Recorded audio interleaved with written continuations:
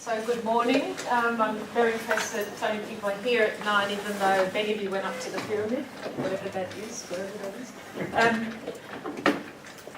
We have a short session today to do something that I would normally take a whole semester to do, with lots of readings and lots of exercises in between, and that people who are training to be proper ethnographers within a sociology anthropology department spend 3, 4, 5 years learning to do. So obviously at the end of this morning session you'll all be experts. No. So the idea is just to give you a sense of what the issues are for us as interaction designers, HCI people, trying to adopt and adapt some of the methods from sociology to inform the design of systems. And the whole value of it, of this as a method, is to really try to understand people and their everyday situated context. And you had Duncan talk to you, was it last Friday, or in Duncan's session he talked about perhaps an approach that's at the other end of the spectrum, which is about removing people from their context and bringing them into the lab, where you can control the variables so that you can really make some considered studies to determine what impact a particular feature or thing that you're interested in might have. And that has real value when you need to know what impact, what sort of causal relationship there is between this factor that you're interested in and the phenomena of concern. Here, we're not interested in controlling anything. I mean, that's the whole point of it. You deal with the messiness of everyday life. And we're not looking for causal relationships, but really trying to get some deep understanding. And these approaches are both equally good and valuable, and it's for understanding what questions you want to ask and what you need to know for what purposes to work out what sort of approach along these spectrums work. And later on, I think today, tomorrow, you also be getting mixed methods. And I know that in a lot of our own work, we often end up applying some sort of mixed methods of approach. So really, it's just contributing to yet another method in your toolkit, and I think that toolkit approach is really worth thinking about as well, because it's just a tool. There are no rules around it. I could use a hammer, not just to hammer a nail, but to sort of lift up my laptop if I want. It could be a little sort of stand. So it's just a tool. So hopefully there'll be something at the end where you'll have a little bit more of an understanding of what ethnographically informed methods can be useful for as a tool in your user research toolkit. These are the broad topics that I suggest that we need to touch on to varying levels of depth or shallowness. But and I have a gazillion slides here that we won't get through. I could talk for 3 hours quite happily without a break. I could talk all day quite happily without a break about this. But I would be bored and you would be bored. So what I propose is that we do something that's a little bit more interactive and that you help shape what we do. So what I'd just like to take a couple of seconds to do now, just a couple of minutes, is given these sort of broad topic areas, I'd like to get a sense from you about what you already know and what you would like to get out of this session, so that we can help work out where we should put more emphasis. So has anyone ever used these sorts of more qualitative in situ methods before? So quite a few people. Are there any people who've never used these sorts of methods at all? Okay. So why don't you take 2 minutes literally just to sort of form little buzz groups with whoever's around you, and just to have a think about what are the things that you'd really like to get out of this session? What would you like to know more about, or what are some open issues that you have? So just take a couple of 2 minutes, just a really quick buzz, just to discuss it, and give me feedback then, and we can help. We'll capture them up here, and then we can sort of see how we go.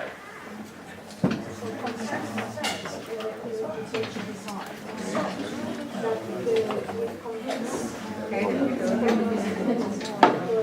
Okay. I have used it. Have you used it?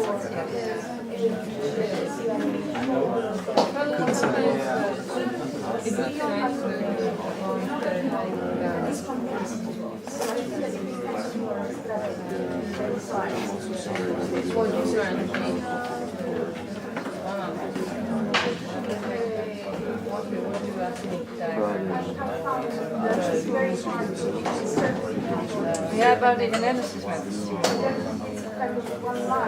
Yeah, well, I would also be interested in what are the choices, and I think the struggle that I have, I have data, and I need to analyze it, and I can analyze it very deeply, and it will take me years. So that's a little bit of struggle that I have. I got a lot of suggestions that I think are not good enough. They're just too simple. I think the ideas that I don't want to write about it, so that's just all they're not. So, yeah. Yeah, what are actually the options for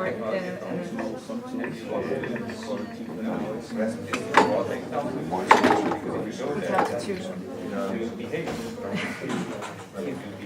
So if you want to just throw up a couple of things, but no long discussions at any time, just sort of throw them up. Practical tips. Sorry? Practical tips. For anything in particular?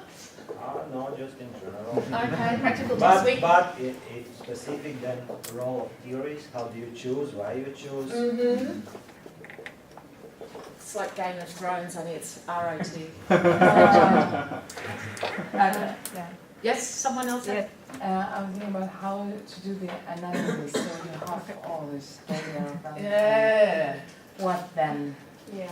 Yeah, because Specifically if, so after coding, for example, everyone's talking about, you code, then you analyze, but how you do Yeah, I know, because it's easy to collect loads of data, isn't it? But then you're looking at it going, oh my God, what did I do? I'm drowning. Yes. Especially when we design systems, many people claim to do stuff like grounded theory. Yeah. But in reality, it's often not really grounded theory. So this, how deep do we need to go to actually design systems? Because that's tied up with analysis in some ways. Because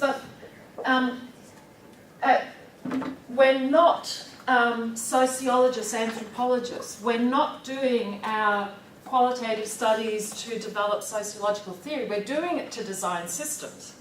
So, that has different demands or requirements. Yeah. You have to be an ethnographer in different culture, but not exactly exotic one, but we as PhD students go to different countries for exchange and conduct studies there. And is it the cultural issues, the language issues, or what's the issue for you about different cultures? Different kind of behaviors, different norms. Okay.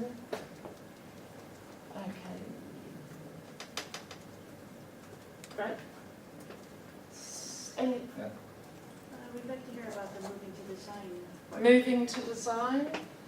And I think this, can I put this up here as well? Because I think it's sort of tied up with these questions here. I can give that sort of a summary answer now, because in some part there's still some sort of creativity. The answers aren't there to be sort of plucked out, or to pick up the right rock and go, there's my design. But it's a tricky step.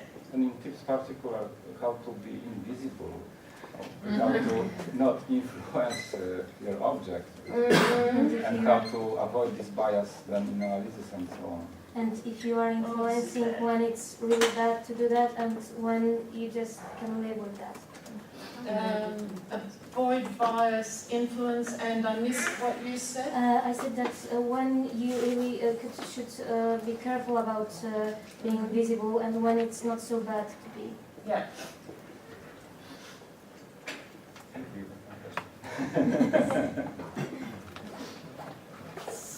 Any other key things that isn't captured here yet?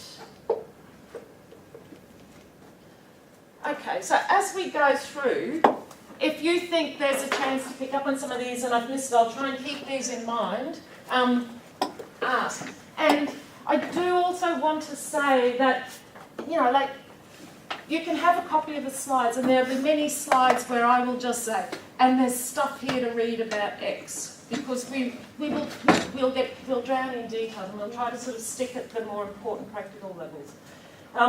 And if it's okay with you, I'd like to explore some of these topics more by discussion together where we have some time, and then use the slides as a check-in then to say, is there anything we've missed in our discussions?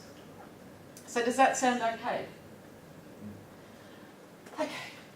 So, this is just some basic background. Ethnography does come out of a sociology, anthropology tradition. It's very much to do with, you know, in its origins, going and living with exotic cultures. And I don't know, they never go and live somewhere, you know, that's horrible weather and freezing. It's always somewhere exotic, like, you know, Pacific Islands and that. So I think there might be hidden agendas. But you have some key people like Malinowski and Margaret Mead, who were particularly important for making those sorts of new methods, giving them credibility within sociology. And their thing was that the big difference about the grand theory, ivory tower, sort of theoretical approach to sociology was about going and doing this deep hanging out, this living with cultures for really extended periods of times for years, and really getting to understand what's going on in those settings and understanding what it's like from their perspective. William Foote White, a sociologist with the Chicago School, is one of the first sociologists who started to look at cultures that were less exotic, so his own city, and looking at street corner society and studying street corners. So this here about, you know, in different cultures, you know, this was quite a shift in not going to some exotic other culture, but really coming and studying, you know, something that was very familiar to him, his everyday life, his everyday activities on the street.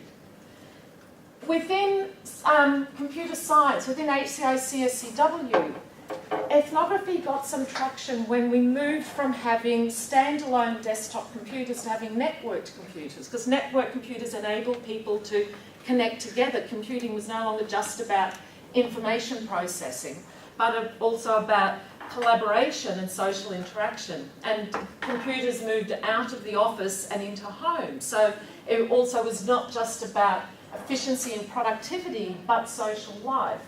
And it's not surprising then that the psychology theories that very much inform some of the more empirical traditions and lab-based traditions, and when we're talking about cognitive science or cognitive issues and interacting with elements on the screen, while they're still important, when we come to people working together in a distributed fashion, those psychology theories of the individual don't help us any longer. So in looking to other aspects of the social sciences to help inform this, ethnography was very much brought in as a particular method, and people like Lucy Suchman, who worked at Xerox PARC at the time, was very, very influential. And in particular, her PhD thesis is lovely to read because she's speaking to AI at the time, because artificial intelligence was very trendy and it was going to solve everything, and she did these studies that talked about that, you know, plans don't have this sort of predictive role that AI was implicitly assuming in order for AI to work. And there's a recent update that she's written with new chapters. There are also some other key names, especially within the UK, who helped really bring ethnography into the mainstream. And people like Lancaster were particularly influential because they weren't just sitting in an anthropology department writing to these dumb computer scientists saying, you know, this is my study, you should take account of this, but rather they were integrally part of a multidisciplinary team working with software engineers. And so they not only did really good studies of everyday work and interaction and collaboration, but they also did a lot of work trying to think about how sociologists and computer scientists work together in sort of having the results from these sorts of studies inform design. So these are some classic studies if you did want to read them. Different methodologies. These people come from an ethno-methodology. Have you heard of that term? So that's a very particular tradition that is sort of adamantly a-theoretical and very much looking at the participants' perspectives, and Christian Heath and Paul Luff bring more of a conversation analysis. I've obviously not got a brain, so I think I didn't plug in with it. A CA, conversation analysis perspective in the way that they dealt with their data. So these are some key names that brought it in. I think as ethnography gets adopted for design, it has quite a few differences to the application of ethnography for for theory building within sociology. So we don't go and live on exotic islands for 2 years or 5 years. We have much shorter time frames to do our studies in often. And we have different goals.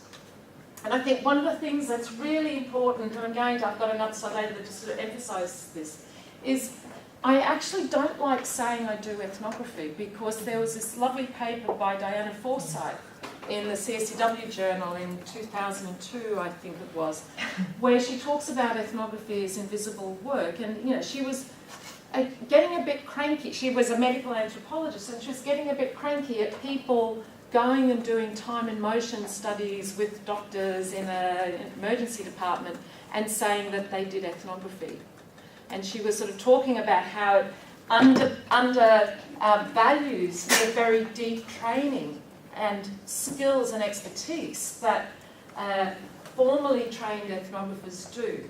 So I always try to sort of say that I don't do ethnography, but I use ethnographically informed methods or qualitative methods, just to be a little bit sensitive to those issues and recognising that we do have some of these differences.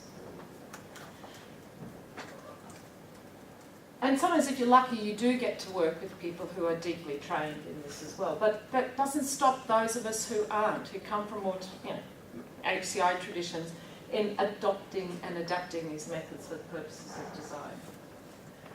design. There are these sorts of definitions of ethnography, and this is interesting just because it's from one of the professional associations, one of the design professional associations, talking about arguing the value of ethnography for design in industry. This is a definition targeted for people working in industry. And this is the main argument that people working in industry try to make for the value of it. If you understand people better in their real environments, you're going to create more compelling solutions. The basics of an ethnographic approach often involve observation of some form and often interviews somehow tied up with it. Not the sort of very structured interviews, but much more sort of in situ interviews and discussions. I think this is a key point in this slide, that one of the key selling points. I did used to work in industry as a user experience consultant in the user research group, and we did do many studies for international clients as part of a multidisciplinary team where we used ethnographic methods. And in selling the inclusion of user research as part of our proposal to a client, this is what we would say, this is one of the little mantras that we would have in our sales pitch. It's really important to understand not what people say they do, but what they actually do. Because there's so much that we do that we take for granted, because it's just what we do, we don't think about it.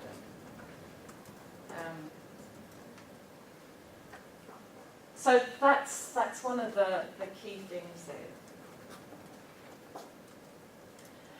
I'm not going to go through these. You can just skim them if there's anything there that you want to particularly ask about. This is just trying to argue, to help give some arguments for why we think ethnography is important, or an ethnographic approach. Very complex application domains.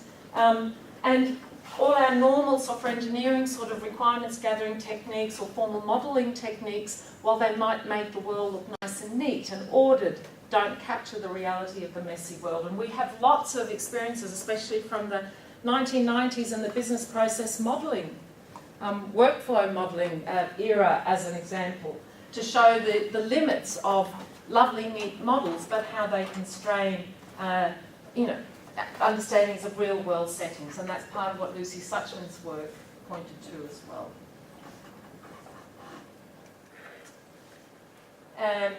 You can read through this later. Oh, this is a reading I should have given you perhaps. This is in the Handbook of Human-Computer Interaction, a book chapter by Jeanette Blomberg, at least in the earlier edition.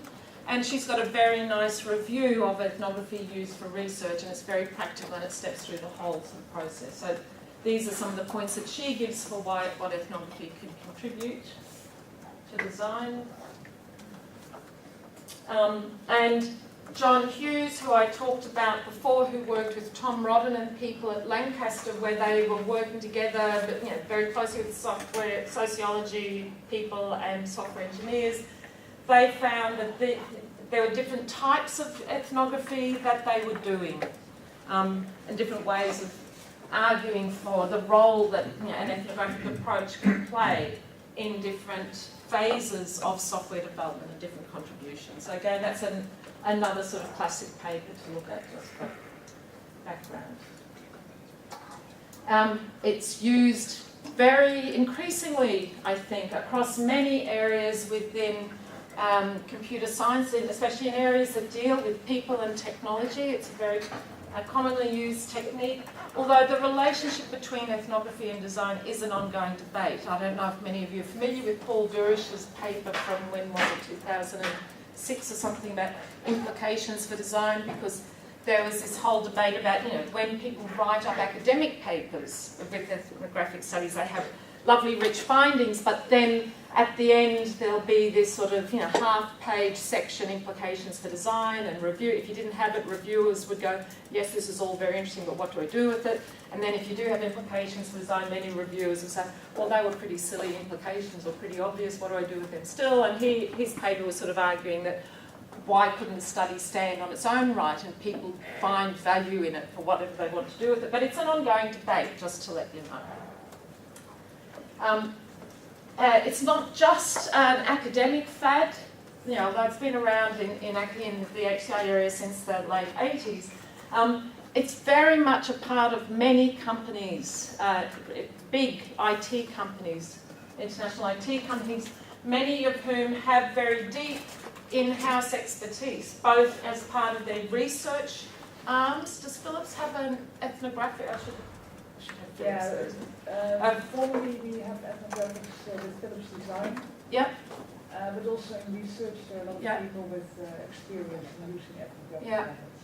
So this isn't just being used in the research arm of these companies, it's in the delivery. So the design side is in more of the delivery, product development. It's more early on in the process, so more trend analysis type of stuff. Yeah. And we also use ethnographic methods. Okay. So there's lots, and then you've got dedicated companies, of course, who specialise in these sort of skill sets.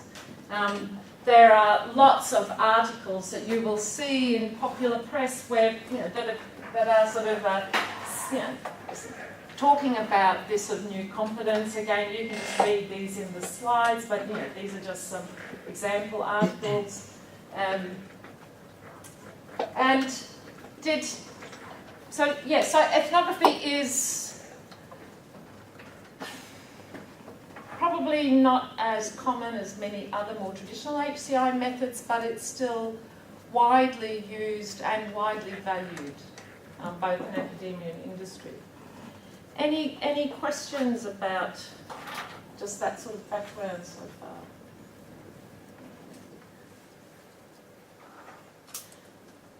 Did anyone get to read the Goober and Lincoln paper? So what sort of things? This is a paper that's in a handbook of qualitative research methods, and they talk about they're good for pulling out the difference between paradigms and methods. So we can talk about qualitative and quantitative methods, but they can be applied in different ways within different paradigms. And paradigms capture these ontological, epistemological positions that have implications for the methodologies, the ways in which you'd interpret or use those methodologies. So, and people who read that paper, what sort of things stood out for you in that? Any?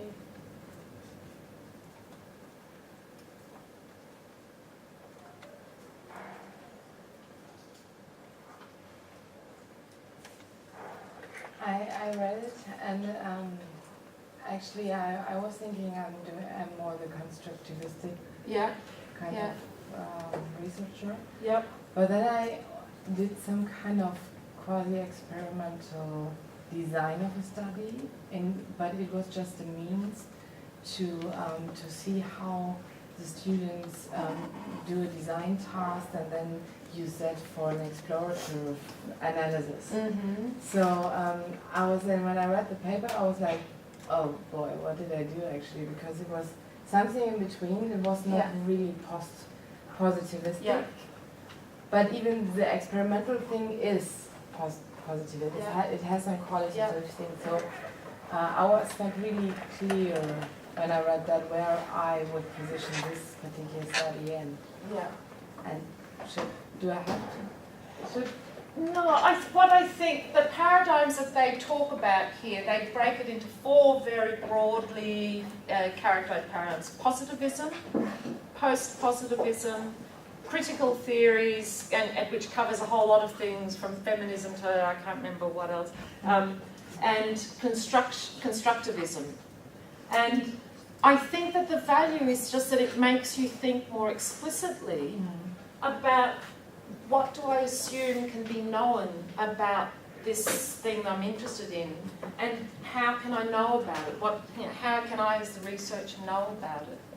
And what I think it's very good for pointing to is some of this stuff about how to be invisible, avoid bias and influence, because within this paradigmatic view, it would suggest that for ethnographic qualitative studies, especially within a constructionist paradigm, and we don't have time now to go into what all this means and how it plays out, but it would say that of course you're going to have influence and bias because you're deeply involved in getting, you're only going to know about this context or situation that you're interested in by this deep engagement and dialogue with the people and the context.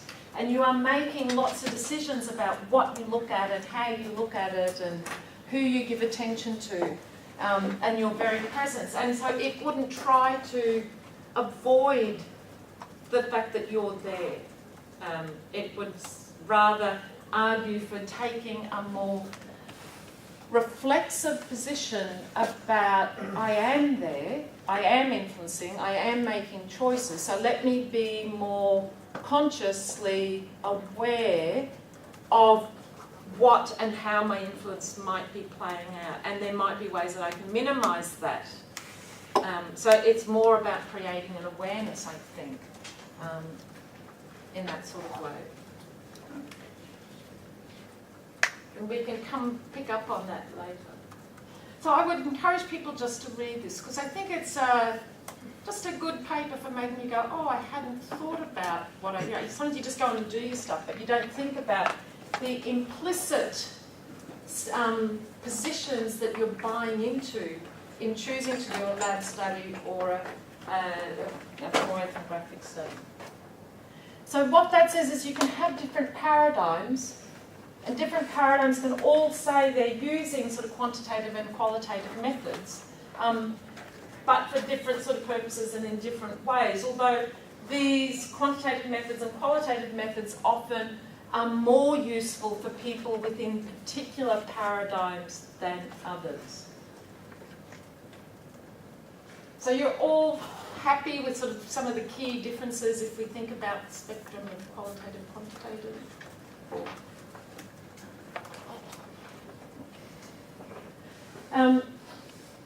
What what do you think? I see that there's a quick flash. What do you think some of the challenges are with doing using ethnographic methods for design? For us using them.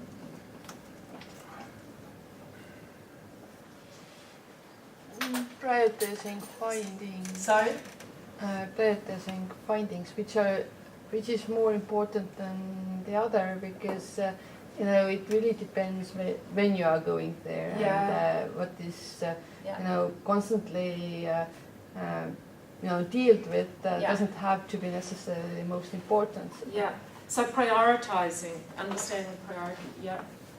Well, you usually don't have enough time to do something that the social scientists would probably call ethnography. Yes, which is why I think becomes all the more important not to sort of claim we're doing ethnography, you know, in this grand sense. I think people are not very competent on the theory behind that, like the paradigms. It's very easy to mix up and to try formulating very wrongly that design. And this is something that I see very often happening. They don't really know what would be positivism, positivism. Yeah. And, you know, they try to explain things that way, and it's not. So my example of the researchers doing a time and motion study with doctors in an emergency department, you know, how often they spent writing at the paper or talking to people and calling it ethnography, when it would be much more appropriately called sort of a quantitative study undertaken in the field, rather than a qualitative study within some sort of constructivist paradigm. So they're really being more post-quantitative. We all have the capacity to observe, to analyze, but to frame it in one of these theories is very hard. Yeah. And that's what Diana Forsyth's paper, her title of the paper is Ethnography, It's Just Common Sense. Because many of us, especially within the ACI tradition, just went, oh, it's just common sense, we can just all do it. And in some sense we can, because we can all see, observe. But doing it in a sort of more principled way is much more difficult. And being more principled is about being more reflective about the paradigmatic stance you're taking and being more aware of your choice of methods and where you are coming in and influencing, you know, making choices, bringing in sort of positions. Any other sorts of limits that people can think of or challenges? Especially in science about validity and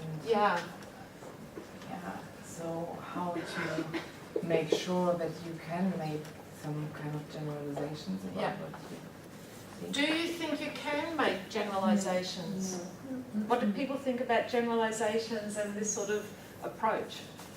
I think it's even hard to make generalizations about methodology. That I always think that why I have to be focusing on that paradigms. Maybe I want to be doing some mixed paradigm or do something totally different. I don't have a name for that. So that's a methodological sort of stance or paradigmatic stance. And then there's the other issue about the data you get out of that, which is what I hear more about the generalization point. If you find that people in the class, you know, 40% are sleeping in this class right now, then can you generalize that to all classes at 9:35 in the morning? You know, we'll have 40% of people sleeping. And issues of validity. Do anyone have any opinions about use of validity as a construct even within a more ethnographic sort of paradigm, or ethnographic stance? I think that as long as you are methodologically, you use a legitimate methodology and not purely, but strictly, then validity is implied. The validation is in the procedure. It's a procedural validity. It's not a validity. But within a more of a positivist and post-positivist stance, validity is in the statistical power of your data. And I think one of the big debates, and again the Gruber and Lincoln paper is worth looking at this, one of the big debates is how people argue for the value of these methods, and the arguing for the value of quantitative methods has long been done in terms of statistical power and validity and generalizability to all populations. And we do something that's very different. We do something that's very specific and situated. And what you can say is only about this particular class of this particular number of people on this particular day at this particular time. And you can't make any claims about generalisation to anyone else. But you can say deep things about this particular situation. And so the language that often comes up in terms of needing to argue value here is not so much validity but relevance. And there are lots of papers that can help you make those arguments. And relevance goes to being able to justify your choice of methods, being able to make your process of analysis very clear, and being able to account for the stories that you tell. And I don't mean stories as in fairy tales that you've made up, but in the stories that you tell that are deeply connected in your data. So there's again a big responsibility on researchers to account for their choice of methods, approach, how they've dealt with their data in a very considered and comprehensive way in order to argue that their data should be believed and it has relevance to that particular context. But it's an ongoing debate, and people are much more comfortable if they come from a quantitative tradition, a positivist tradition, to still go back to sort of validity and generalisability. So these are debates that you'll have to encounter.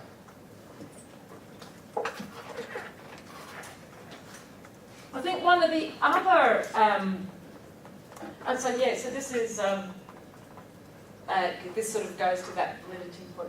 I think the other thing is, one of the things with ethnography is where it's understanding and looking at situations as they are now, and there's a lot of debate about its value in really, if you're trying to do sort of radical design, radical new products, which, especially in this world of UBCOM technologies, where there's often much more about you're not problem solving but exploring opportunity spaces. You're exploring the opportunities that new technologies allow.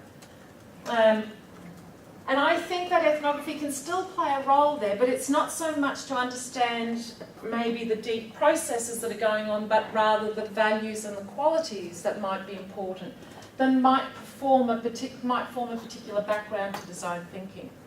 But it's a different sort of focus that you would take into your ethnographic study than if you were looking at doing an ethnographic study of this summer school and how to think about designing new technologies for next year, where we're doing something that's much closer to the experience now versus doing something that radically rethought it. And as some of the questions brought up here, the other challenge or problem is how do you actually move from messy data to actually influencing design? And we'll try to do that. So this slide picks up on some of the things that we've sort of talked about around here, that I think that within a more formally defined empirical method where there are well-known standards for how you set up, how you control your variables, how you define your sort of two-factor blah blah study design or whatever, that a lot of your validity comes in those well-known understandings about designing empirical studies. And we have to do much more work when we're using these sort of methods to account for our presence in these studies, in how we decide what we focus on while we're doing the study, who we look at what time.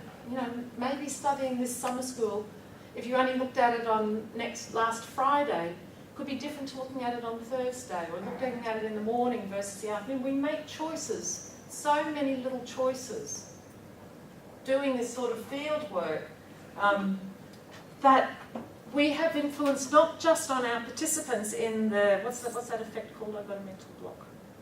What's that effect called? The observer effect, Hawthorne effect. Not only in the sense of the Hawthorne effect that we influence our participants, but in the influence we have on, do I choose to transcribe my data or not? Do I use word for word stuff, or do I just use my scrappy notes? Or we make lots of choices that influence, and I think being open about that is good. I just want to pick up on a couple of the terminology issues. I've already talked about ethnographer, but not being careful about that. I also, we talk about user research methods. I also have a real problem with user in this sort of work as well, because user gives a primacy to the technology. This is a technology, and I am the user of this technology, and I will do what I'm told, or I'm influenced by what gets done at the interface. And what we're looking at in these sorts of studies isn't just one user, one person, but multiple people interacting together.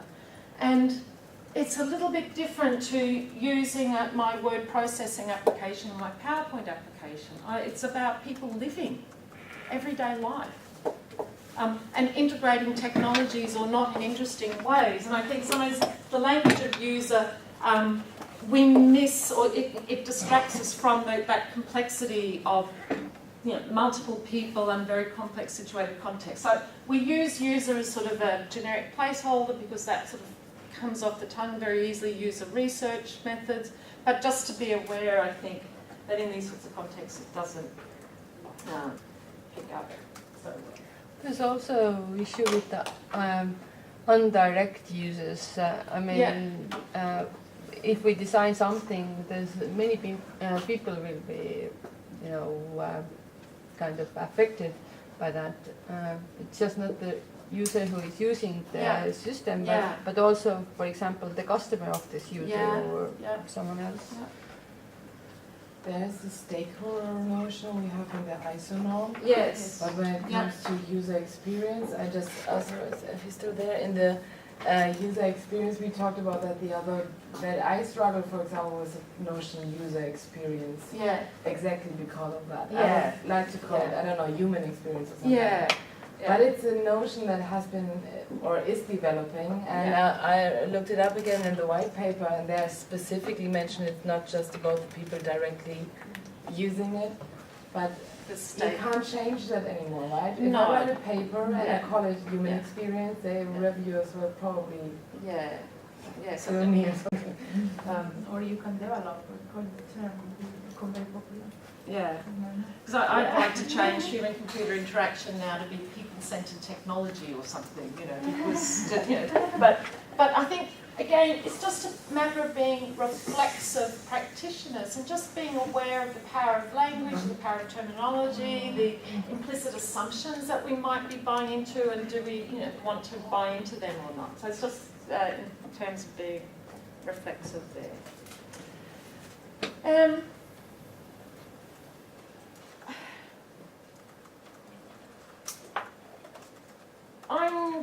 I'm going to skip this because I think we need to get to some more practical stuff. Did people find interesting papers using? Is there anything that particularly stood out that you thought was particularly powerful or illustrative of the value of an ethnographic approach?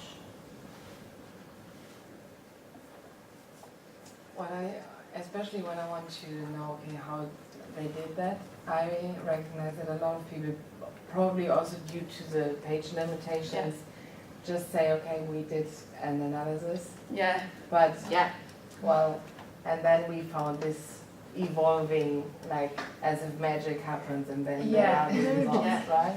Yeah. It emerged. It jumped out of the data, however.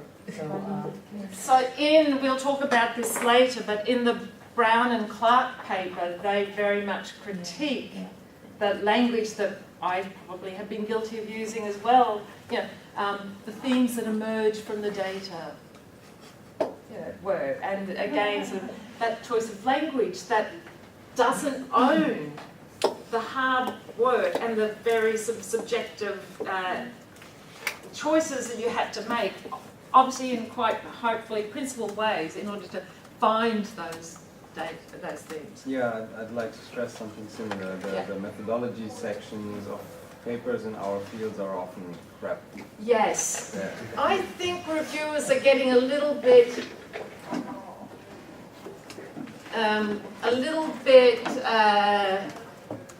crankier about some of the methodology sections. I see some of our papers come back and reviewers say we need more details about exactly how you treated your data or how you did your analysis. Hopefully, and this is my point here, that, no, not there, not there either. This is my point here, that I think as if we can become more reflective practitioners, we will recognise the importance of not having magic happens here in our papers around methodology, but that we really recognise the choices and make them explicit about the process, because it goes to arguing how and why this data should be believed, not using validity terminology, but using sort of rigour of process and accountability of process. But to fight the mainstream hopes or expectations on how do you draft a paper is very hard. What would be your proposals on how to work this? Precisely not to say the data, the conclusions emerging or things like that. Because I see all the time that you're saying, why you to tell it in a way that, and then you give this example. Does anyone have any suggestions for what you've done that you think works for how you avoid the data emerged and something magic happens within the recognising the page constraints of a 10-page paper? Thesis is different. You can spend half your thesis telling your examiner what you think for a paper. Anyone have any techniques that they've used? I forgot the title of the paper, but it's something like the methodology section at the heart of any qualitative paper. And I think, personally, you should just keep that in mind and be a bit briefer in the other sections and reserve ample space and just describe in depth or in enough depth what you have done. And I think, and it might even not need to be depth, but stepping through the process succinctly. We transcribed the data, we did line-by-line coding, we then, two of us then reviewed those, like just spelling it out sort of quite simply. Sometimes people use diagrams that might sort of show the process as well. That could be a way of capturing something quite succinctly. But I think this is becoming increasingly important. It's always been important, but I think we're learning as a field how to really be rigorously accountable to these methods. And I've got multiple case studies that I'm not going to have time to go through. I'm going to do one slide from this case study just as an example of the value of going in, and because of this question about different cultures and different norms. And one of my answers around here is, in some ways, different cultures, different norms are the easier settings to do an ethnographically informed study in, because you don't have as much baggage in terms of your assumptions about what's going on. So it's easier when things are strange to say, to notice things and go, why is that going on? Why are they doing that? Because it's different to perhaps what you know. So I think actually some of this can be good, and because you will see them much more easily. I think it's harder when it's in a culture that you're deeply familiar with. So I'm just going to talk about this little one because I used to be a nurse. And hospital wards, patient charts, bread and butter is what I worked with all the time. It's just what we do. And I'd never really thought about it. And the whole move to electronic patient records, lots of good reasons. One chart, one place, one time, get lost, messy writing, blah, blah, blah. Technology is the answer. Neat, ordered, accessible from lots of locations, able to do lots of other secondary research, etc., etc. So this was quite a few years ago. I ended up doing a study in a medical unit in a hospital where I just hung out and observed people, and there was sort of lots of really interesting insights into that. I mean, one of the big ones was it's not a chart when you're actually looking after a patient. It's multiple pieces of paper that people deal with, that are all important for caring for the patient. It's not all just bound up in that cardboard covered chart. And each piece of paper reflects people's individual roles and views, and some of these pieces of paper end up in the chart in the archive as a medico-legal record. Some of them get thrown away at the end of the shift, but lots of different ways that paper was not just messy but valuable in supporting role-specific views, in being highly tailorable, quick and easy to prototype, etc., etc., etc. But the thing that really struck me, because I had been trained as a computer scientist at this stage, and I could see how this sort of medication sheet could easily be translated into an entity relationship diagram and be put into your database system. And the whole record, in that chart gives that same impression as an electronic record. You just computerise that record. It's just an information object.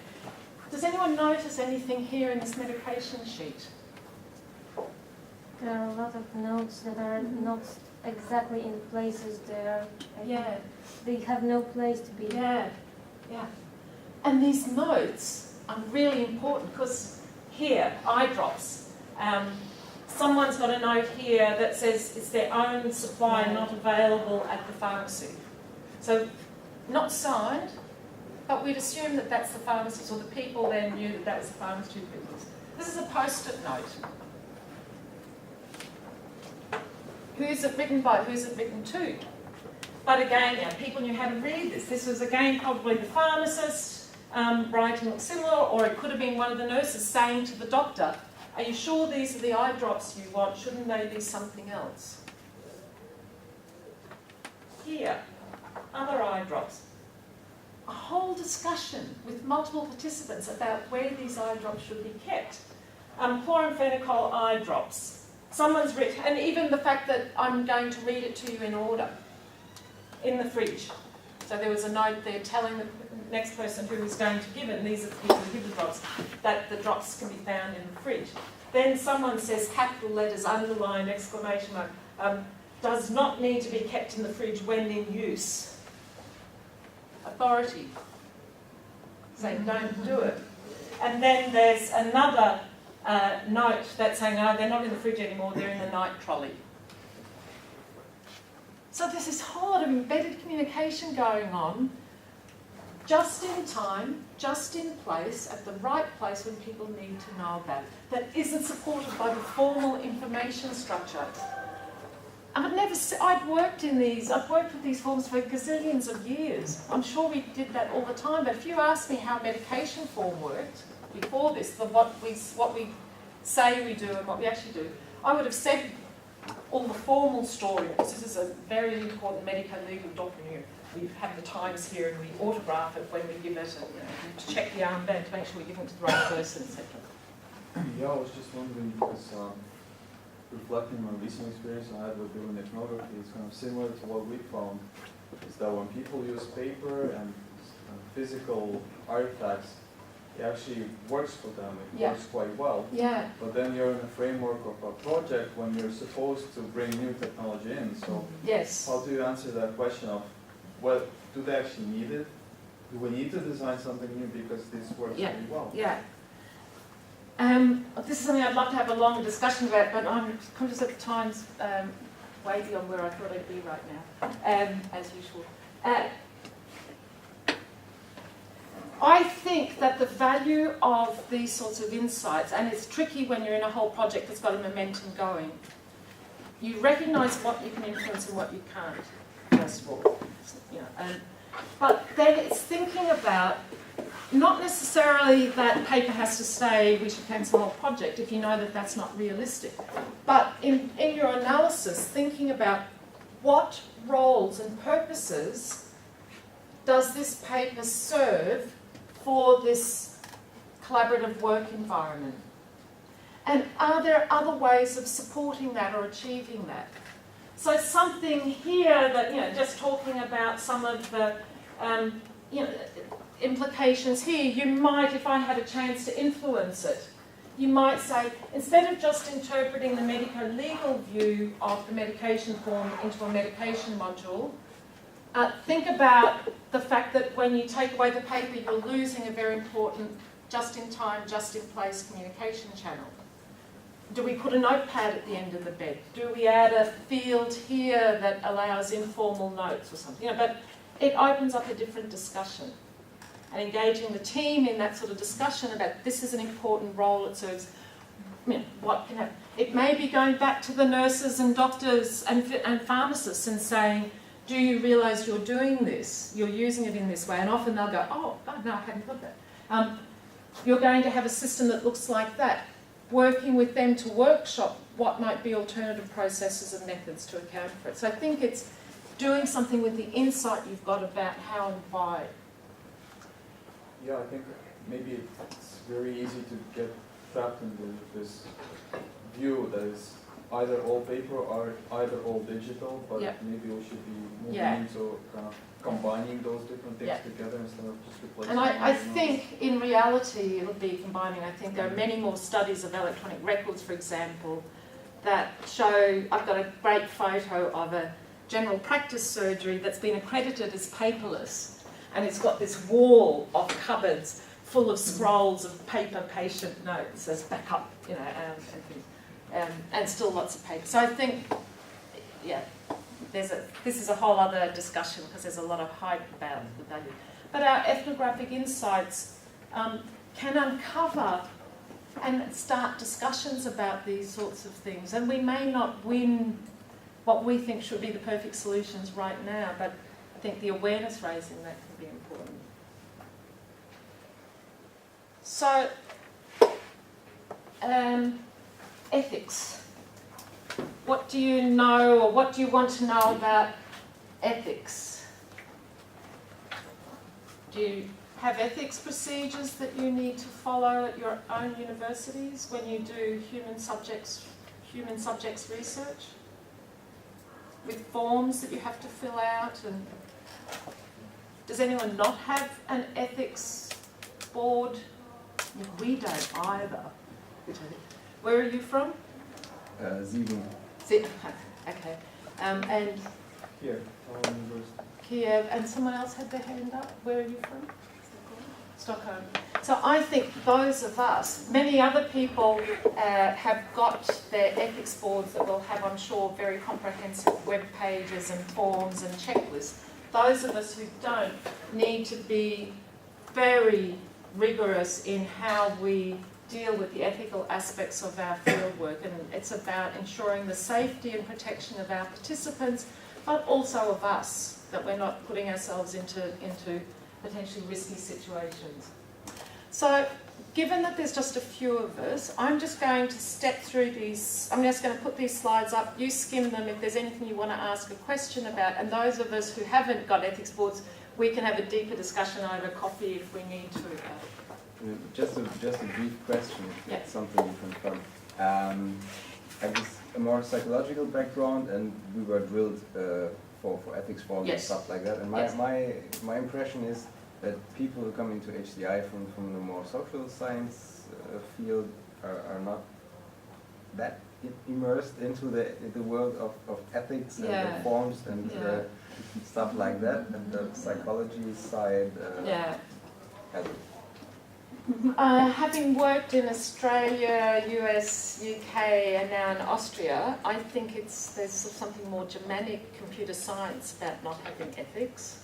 Because in the computer science departments everywhere else, we've had to have ethics approval, and we've had special ethics boards for our HCI research. So I think it's more common to have it, and I think bodies like the EU are increasingly requiring that, and in the past we've got around it by saying, oh, we will go through David's ethics department, ethics procedures at his university, and that'll cover the project. But I don't think we can do that anymore. But yes, I think as computer scientists, or people coming from more of the computer science tradition, I think sociologists have always had strong ethics as well, in line with psychologists, at least the ones I've worked with. I think computer scientists often don't have a strong tradition of it, but are growing into it. So that's just some stuff about, you can read this in detail about setting up the field work. This is needing to think about what sort of ethics, sort of approval or processes or issues you need to think about. I'm just putting up Sussex examples because that's where I used to work and I'm familiar with. ACM also has quite a detailed code of ethics that could be useful to look at.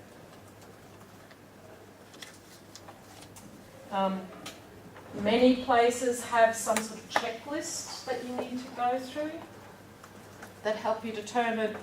Some places have different levels of ethics approval that you need. If it's just a little master's student project asking people just to give feedback on the latest, I don't know, word processing software, it might be a light touch.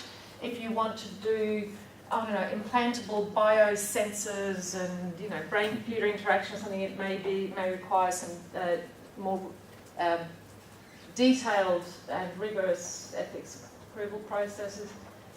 Key thing is consent forms, so there's lots of literature that you can find around what should be in a consent form. There are often lots of good templates that you can use as examples. I gave David a short document. Okay. Examples of informed consent. Great. Excellent. So that's mailed it around. It's on the website already, right? Yeah. excellent. Okay, so consent forms covered.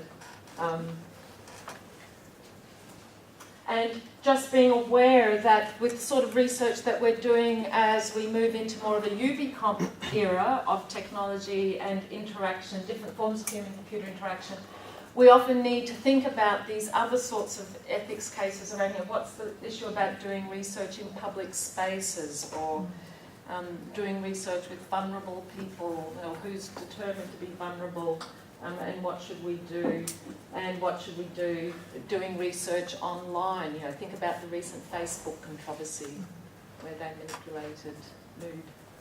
That was what I always also was thinking about. So just having an ethics board doesn't make you secure, right? So it could be the case that legally you don't have to have approval, but you should consider them nevertheless. Yeah.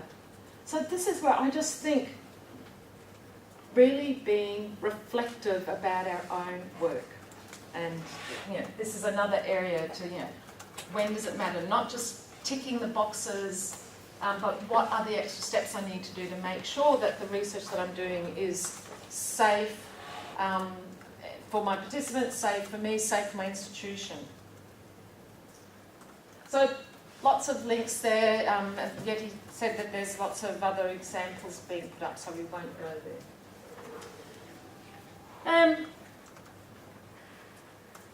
So let's move on to any other final questions about ethics, or is you happy just to look at that yourself? What about observation in public places? Yes. What do people think about observation in public places? Has anyone had experience doing research in public spaces? It's okay. Sorry? It's okay. Why not? So, and what's your concern that you would, do you want to have a debate with him? I did it, but I'm not sure if it's okay. Sometimes it wasn't comfortable because I was really concentrated on personal issues, on people interactions, how they behaved, and of course I didn't know the details through, but actually it's like it's taking photograph. And also ethnographic studies in my case is not only making notes but also taking photos. Taking photos. So your concern is that even though it's in a public space, you still feel like you're intruding on very personal matters. Yeah, I go deep into the specific place, so I'm taking something from it. And what would you respond to that? Now, if you look on the law, if you look law, that's totally okay. You just need to be discreet. Disguised as a tree in the park. If you like observe everybody like that, this is a problem. But if you're taking notes, observing, that's okay. Even to take photographs. Yeah. Except if you are in Hungary, because in Hungary there's new law. If you are taking pictures in public spaces, you need permission from the person. but in other European countries, it's okay. So you need Unless to. you're trying to sell it also, then you need permission. Okay, so you need to know your local laws at the legal position. So we're uncovering here sort of a legal position and also a personal position, because even if you're legally allowed to do it, you're sort of saying you still feel uncomfortable doing it. Are there any other ways of capturing the same data? But I would like to add one point. Yeah. Not everyone can do ethnography because it's like really intimate process. Yeah. Because you are observing, going into the deep how it's maybe that thing. No, You are very it's not. sensitive. It wasn't that case. Maybe I'm just too sensitive, and I was afraid that I may hurt somebody. Of course, I tried to be invisible and etc. But I collected the data that I could feel this level of personality. Yeah, but they are acting anyway in public space. They know that people are watching them, yes. and in some cases, if you want to record it to the videotape, you have to just acknowledge them that this is the area where the actions are recorded. So it depends, of course, what they're doing. If they are having privacy moment in the public space, like a bathroom or something, I want to say something similar. We are all the time recording data. I want to also ask what the value of your own experience as a participant of some processes or even a profession. If you have been working on an issue for 10 years, taking notes, thinking about that, not consciously, I'm going to write a paper that is ethnographic, that you are there. And then you comment on your 10 years of experience. Isn't it just the same? And then you have been invisible, actually. What's the value of experience as an ethnographic approach? I think the value of experience as an ethnographic approach comes down to the accountability of your methodology. So, being how much can you claim are your accumulated impressions over 10 years versus how much can you claim has been more rigorously accountable within the data set that you can point back to particular lines of observations or photos that you've taken and stuff as data points. How it could be more rigorous if you are actually a practitioner. Yeah, and I think it's okay. I think maybe you don't want to label it as ethnography. Maybe you just want to say, reflecting back on 10 years of experience. So I think it, again, can just be being careful around the language that you use and the claims you make about that data. Because your reflections on 10 years of experience are entirely appropriate and could be incredibly interesting and useful. But it might not be the same as having detailed transcripts of every interview and discussion you've had over the last 10 years that you've coded every line of and developed themes around and spent 6 months analysing. So I think it's just being more constrained in the claims. And just to close this off about public space, I think that these sort of are often the positions, something sort of that depending on a particular country. I think at some point we have to say where we feel comfortable, and maybe there are some things we've done in sort of semi-public places where we will put a sign at some entry point and just say, look, if you enter in this space, it's public space, just be aware that they could be photographed and stuff. So, if it's a situation where you can do that, maybe you need to be think carefully about how you store your data or what photos you use in reports and how I don't know. So I think there are interesting areas interesting issue about what's legal but also what feels right. But it really depends what they're going to do with the outcome. I mean, if you're going to stream it live somewhere and, people are recognizable and there will be something for these people, something bad will happen. So you might want to just... Then I want to clarify. There is I come from photography field. Yep. And usually people don't know the rules and they have their own perception how it works. And a lot of people think that if you use my picture, you need my permission. But actually, no. If it's made in public space, I can publish on internet, I can put in magazine, no problem. Yep. So there's the legal stance and there's the moral stance and personal stance, just to think about where you want to sit. I think there's also an element in it. Yes, legally you may be right to take a picture. I talked about that yesterday as well. And respect the people that you work with, and don't do anything that you not feel comfortable with yourself. So if you feel really awkward about people taking your picture and using it for God knows what, maybe be careful with doing it to others. But also, even if you feel comfortable, respect that other people that they might probably won't, right? Yeah. So it's just not that okay, I'm okay with it, everyone has to be okay with it. No, So, yeah. So respect your participants. You know, it's not just a photo taking moment. You may want to have an engagement with them after that. Yeah. So It's good to know it's not illegal, I know that. Yeah, yeah. It's not illegal. But it's worth checking out for different countries, because different countries do have fun.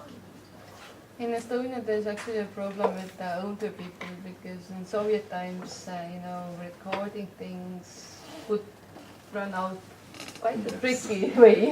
And so, if you do some kind of research and have any kind of recordings from the older people, most of the times they are not really allowing you to do that because they still have this fear inside. Yeah, so sensitivity, respect and sensitivity, I think, is the key word there. A basic minimum legal things there. So let's just move on, because where does the time go? So we could go all that. So one of the key methods that we use in an ethnographic approach is some sort of form of observation. Talk to me about that. What do you know about observation? Or if you're in the field, what do you observe? Or if you're thinking about your own projects, if that helps, what might you be observing? What's observation about? Actions. Sorry? Actions. Actions. Yeah? What else?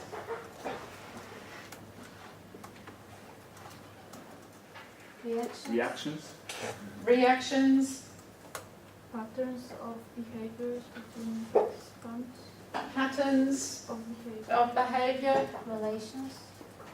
Relations. So what? Who's talking to who, or what do you mean by that? Non-verbal what's technical communication. And what's if they are close to each other Yeah. or not. So physical proximity as well. Do you mean? And also psychological proximity Mhm. somehow Yeah. can be seen. Situatedness and context. So what do you mean by situatedness and context? Because they're great buzzwords that we love. We love using. What do you mean by that? The actions and the reactions and also they are all connected. So you don't have the same actions with the same actors in different situations. So it's all connected and influential. And you said something before that I missed. Non-verbal communication. Non-verbal.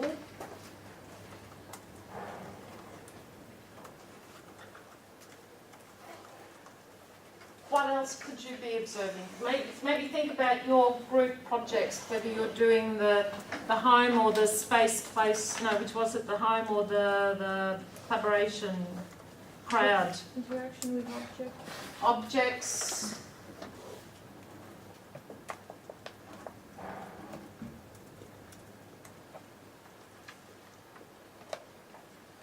Maybe also the activities surrounding the thing that you are observing. Like Okay, so the thing that's the focus, but also like what is someone doing before and afterwards, Yeah. and with what kind of mood, and yeah. So do you mean activities around in a, right now that I might be talking to you, but also being aware that something else is going on in the periphery? Do you mean activities around in terms of periphery, or do you mean in a temporal flow perspective? Well, in this case, maybe it would be interesting to observe also what actually triggered me talking, or why why are we talking? What happened before and afterwards? Yeah. What was the effect of us talking? Yeah. And So the sort of the temporal linking, that these connections that is sort of tied up with this connections thing, because there's something about the temporal linking in space and time of actions. yeah, what is the role of the other people as well? Yeah.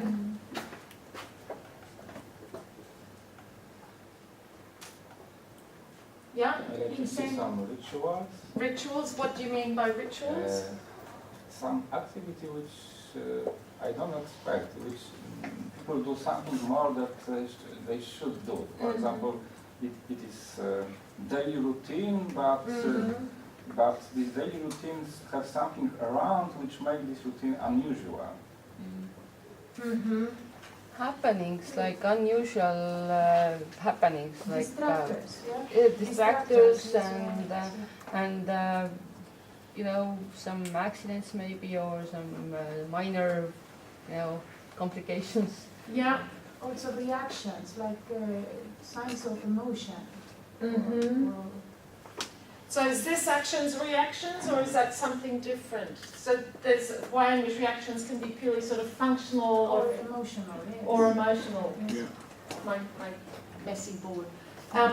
And this complications thing can be really interesting as well. Often, especially if you take more of a contextual, if you look at some of the contextual inquiry literature that did a good job of, I don't know, productizing, sort of in a way, an ethnographic approach, or methodologizing an ethnographic approach to cell and industry. They make a big deal about breakdowns and complications, and often breakdowns and complications can be a really good source of helping you see the things that you weren't seeing because they were just happening routinely, and you often don't realise all the stuff, all the rituals, all the things that go into just keeping business as usual, because it's just business as usual and nothing to be remarked upon or noticed until it breaks down or there's a problem. And then it makes you understand more that actually, you know, this person's role in doing blah was really critical in making it go smoothly, but I never understood that until it didn't work properly.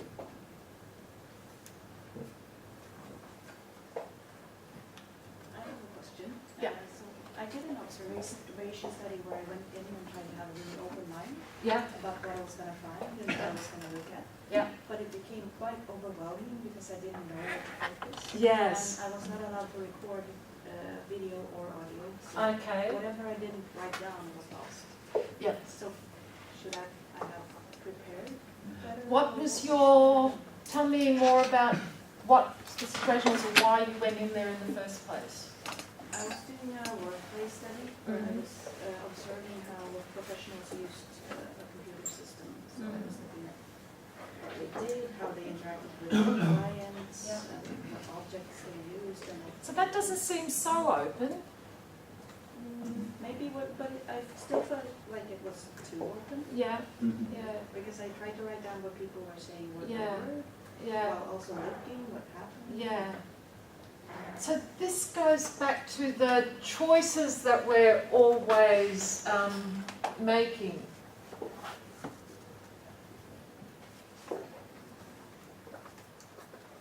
Because if I'm standing here, I get a particular view of this room compared to if I'm standing here.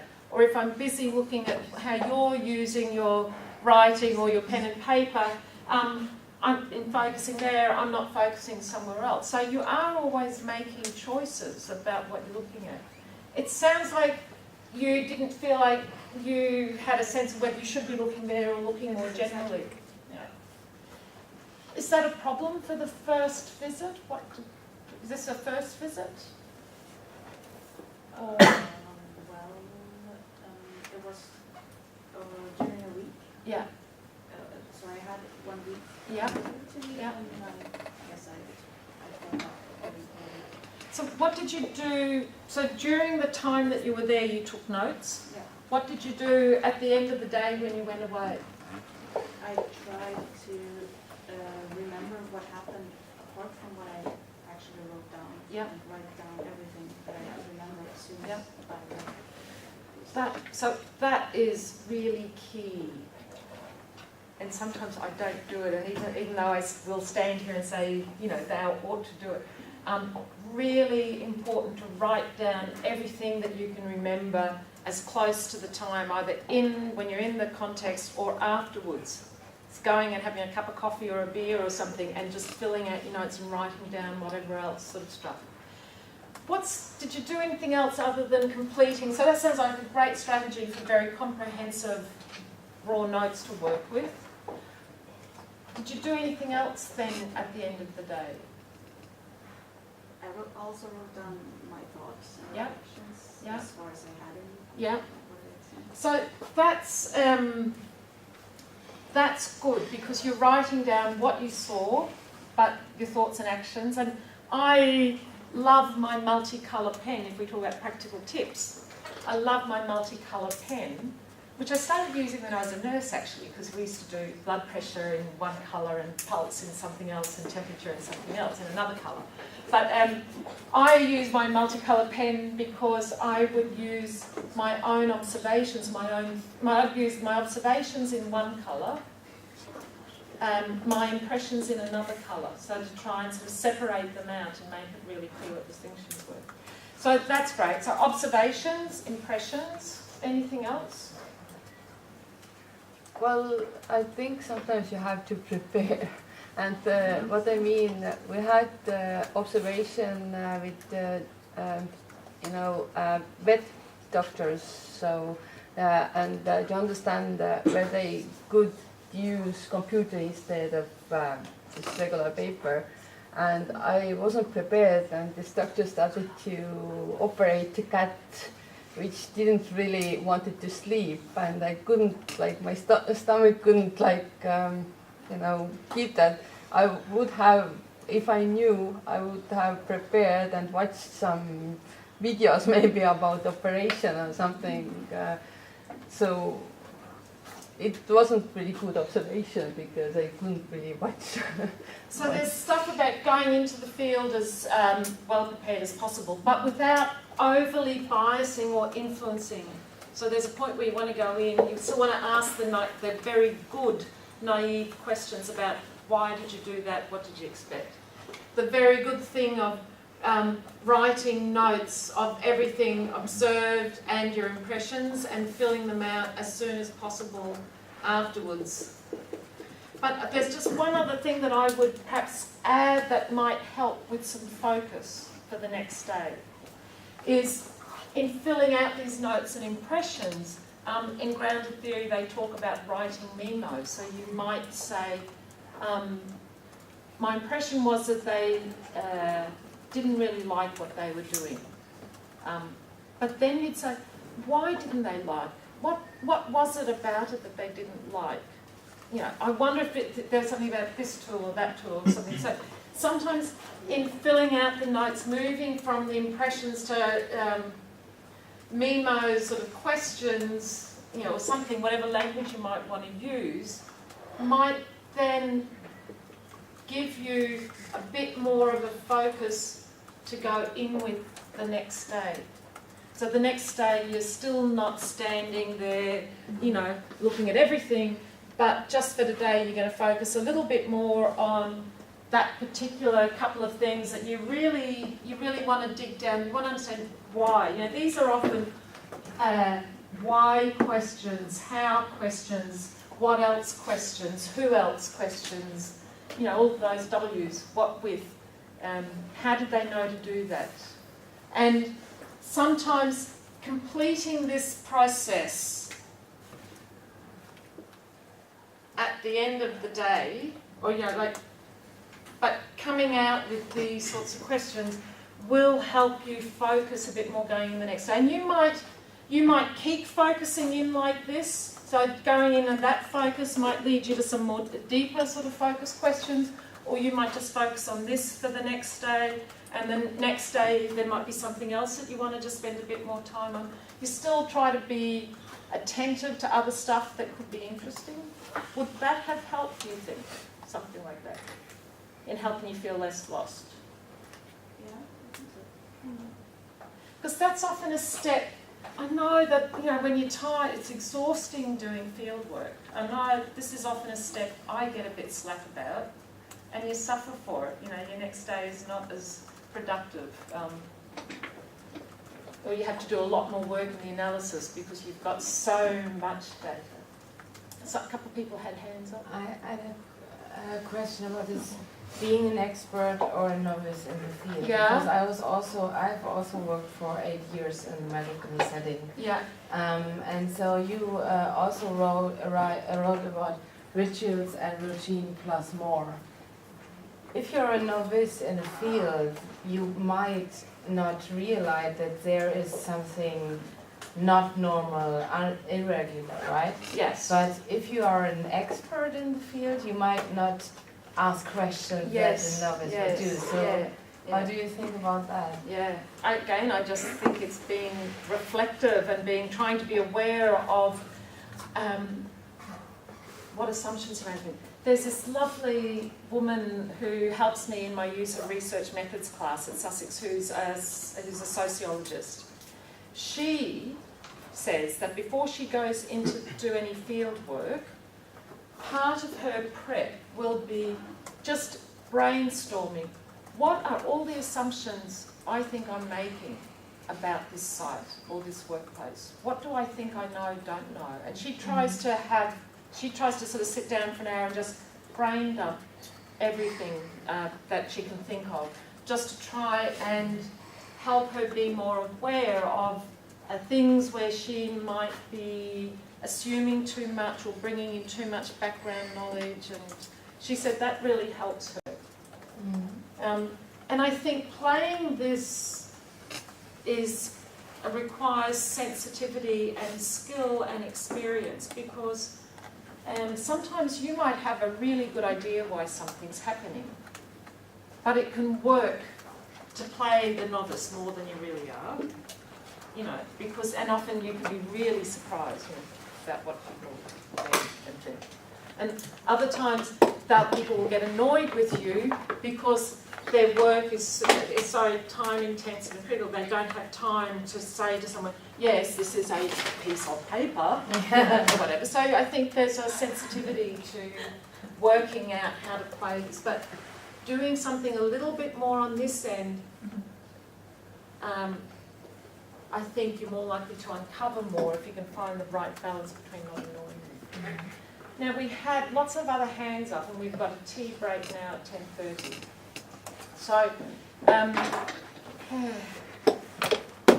goodness, I am so behind. So let's have our tea break and come back, and we can pick up on those other questions. And we'll just keep discussing observations for a bit, and then we'll just sort of skip through the slides and see if there's anything else.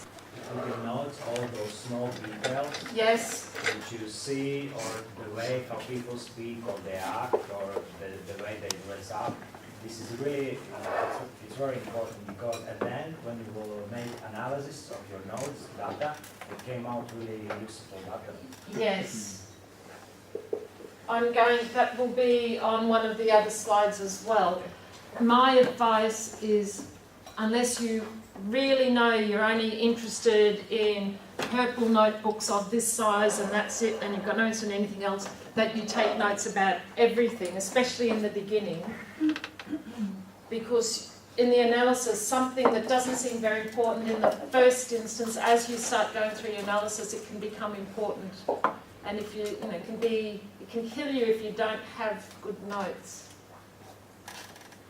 Who else had sort of comment that they wanted to make at the end of the last? So we talked about all these different sorts of things that you can observe. We talk about how you go from sort of having a sense of what you should be looking at. And one of the things that reflects that question before was you can go into the field at the very beginning, very open-ended. So you said you went in looking at how people use technology in the office or something. So you all had already started to become a little bit more focused, although still a very broad topic. But you could have started off just going in and saying, I'm going to look at this office. And maybe there are other things that could have been of interest. And it's often this sort of process of continually, and this is where you don't leave all your data analysis to the end, you start at the beginning. You're continually engaging with your data, asking questions of it. Asking questions is the big key. Asking questions, why am I seeing that? What's going on? What else is going on? What didn't I see? Often what you don't see is just as useful as what you did see. So that your focus eventually evolves and refines. Theory. What about the role of theory in this? Sometimes you can start off with a very strong theoretical orientation that informs the sorts of concepts, constructs you might be looking for. Other times you start off much more open and data-driven, and you might turn to theory later on, if you turn to theory at all, in how you look at it. These are all choices you can make. But it's just being explicit. Is there anything there that you'd want to comment on? Or? Well, in my opinion, it's rarely that you do only purely observation and doesn't engage with interviews. Yes. It's usually this being in the field is often knowing. Is sort of you getting to know the field and getting to know the rhythms and knowing when you need to just sit in the corner and be more passive observing, and when you can follow someone around closely and not annoy them, or when you can interrupt and ask someone questions or not. And that's about gaining sensitivity. And these are some of the sort of skills that you only learn by doing. Being sensitive in the field to know when to get out of the way or when to interrupt people. And you're often doing this whole mix of observing and talking and discussing. And observation isn't just your only thing, or interviews. There are other ways that you can also sort of complement your data collection. And I know that Sian Lindley is going to be talking about some sort of more methods around capturing narratives and getting users to tell stories around probes and that. And some of these sorts of diary studies can also be ways of capturing stories or experience sampling. I think someone was talking about that. So there's lots of ways that you can sort of capture data.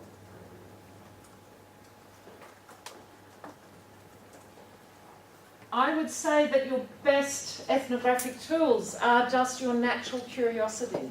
I love watching people, and I think just, I remember I was in a very traditional computer science department in University of Queensland in Australia, and no one had ever heard about anything like ethnography, or let alone or even HCI. And I'd come across the CSCW literature, and I knew I wanted to do a study, and I emailed John Hughes, who I'd met at a conference, and said I wanted to do something, but I didn't have any training, and could I do it? Because I just felt like I couldn't do it. I couldn't do anything. And he wrote back and said, if I kept my mouth shut and my eyes and ears open, I could do it. I'd learn something, I'd see something. And I thought that was really good advice. I didn't have to do anything other than just be in the field and really attend. And it's that really active watching and listening, and making the notes of everything.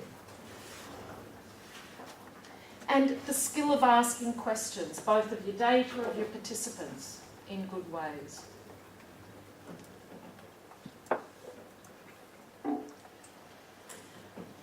These next couple of slides are all sorts of different ways of capturing what you've said here. So just see if there's anything there that stands out or that is different to what you've said.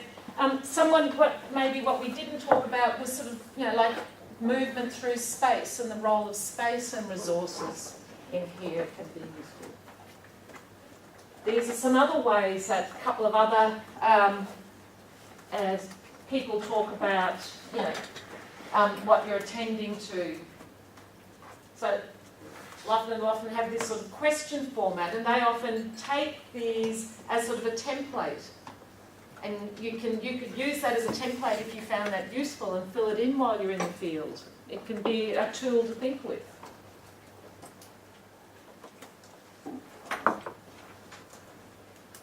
Anything there?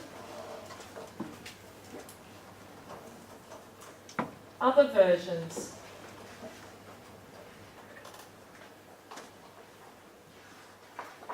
I think this is the thing about the sort of the patterns and exceptions that can be useful to pay more attention to. Trying to understand what background skills, knowledge people bring. How they problem solve. But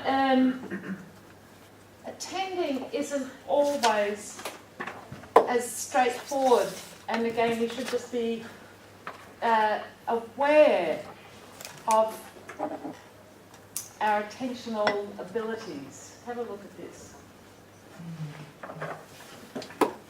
Count how many times the players wearing white pass the ball.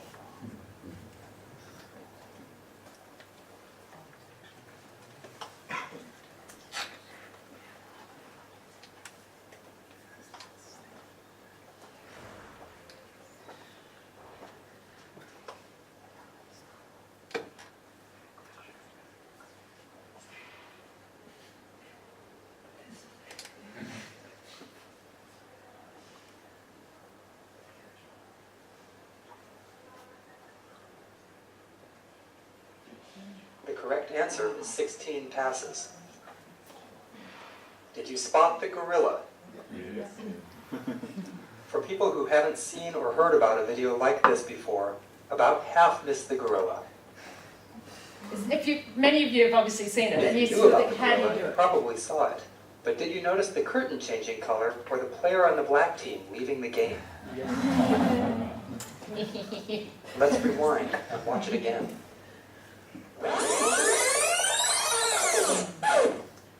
Here comes the gorilla, and there goes a player, and the curtain is changing from red to gold.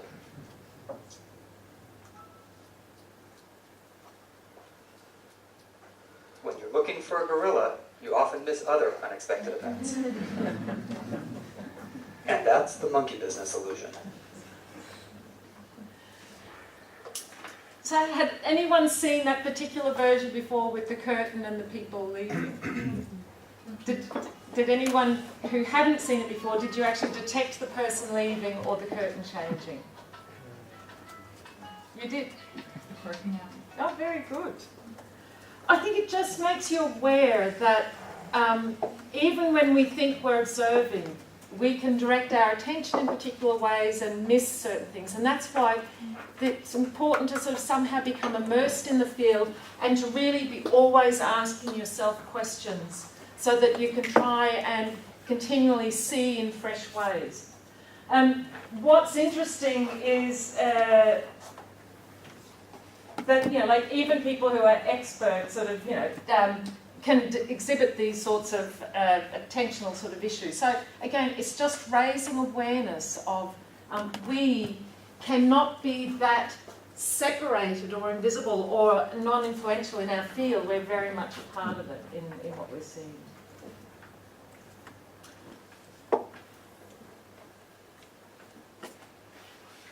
So capturing everything. So one of the things about what notes do you take in terms of capturing everything? I found a really nice paper that's quite short, that's talking about writing field notes, collection strategies and background expectancies. And they talk about, again, pointing to the choices that we make. And when you're in the field, you're already deciding what to write about. You're already deciding what you're paying attention to. What do they notice? What do they choose to focus attention upon? What do they subsequently recall? What do they remember? What do they choose to document in their notes? In what detail? We are influencing the data we collect, and the data we collect becomes the source for our analysis that then becomes the source for moving to design. And so thinking about again, more consciously what notes you're taking. So some people talk about you could be doing it as salience. So what are the things that struck me as interesting about what I've just observed? So what are the things the most salient, most noteworthy, that stick out most in my mind, and making notes about those? Or having a strategy that says documenting everything as it happens in the order that it happens, quite comprehensively. And making sure to pay attention to document not just what's there, but what was unexpected or what didn't happen. Which is some of the, and also I'd add to that, documenting what you observe and your own impressions, as that person did talk about down there. So you can make choices about these sorts of notes. What sort of notes do you guys collect, people who've done it? What have you found most useful for yourself? Quotes.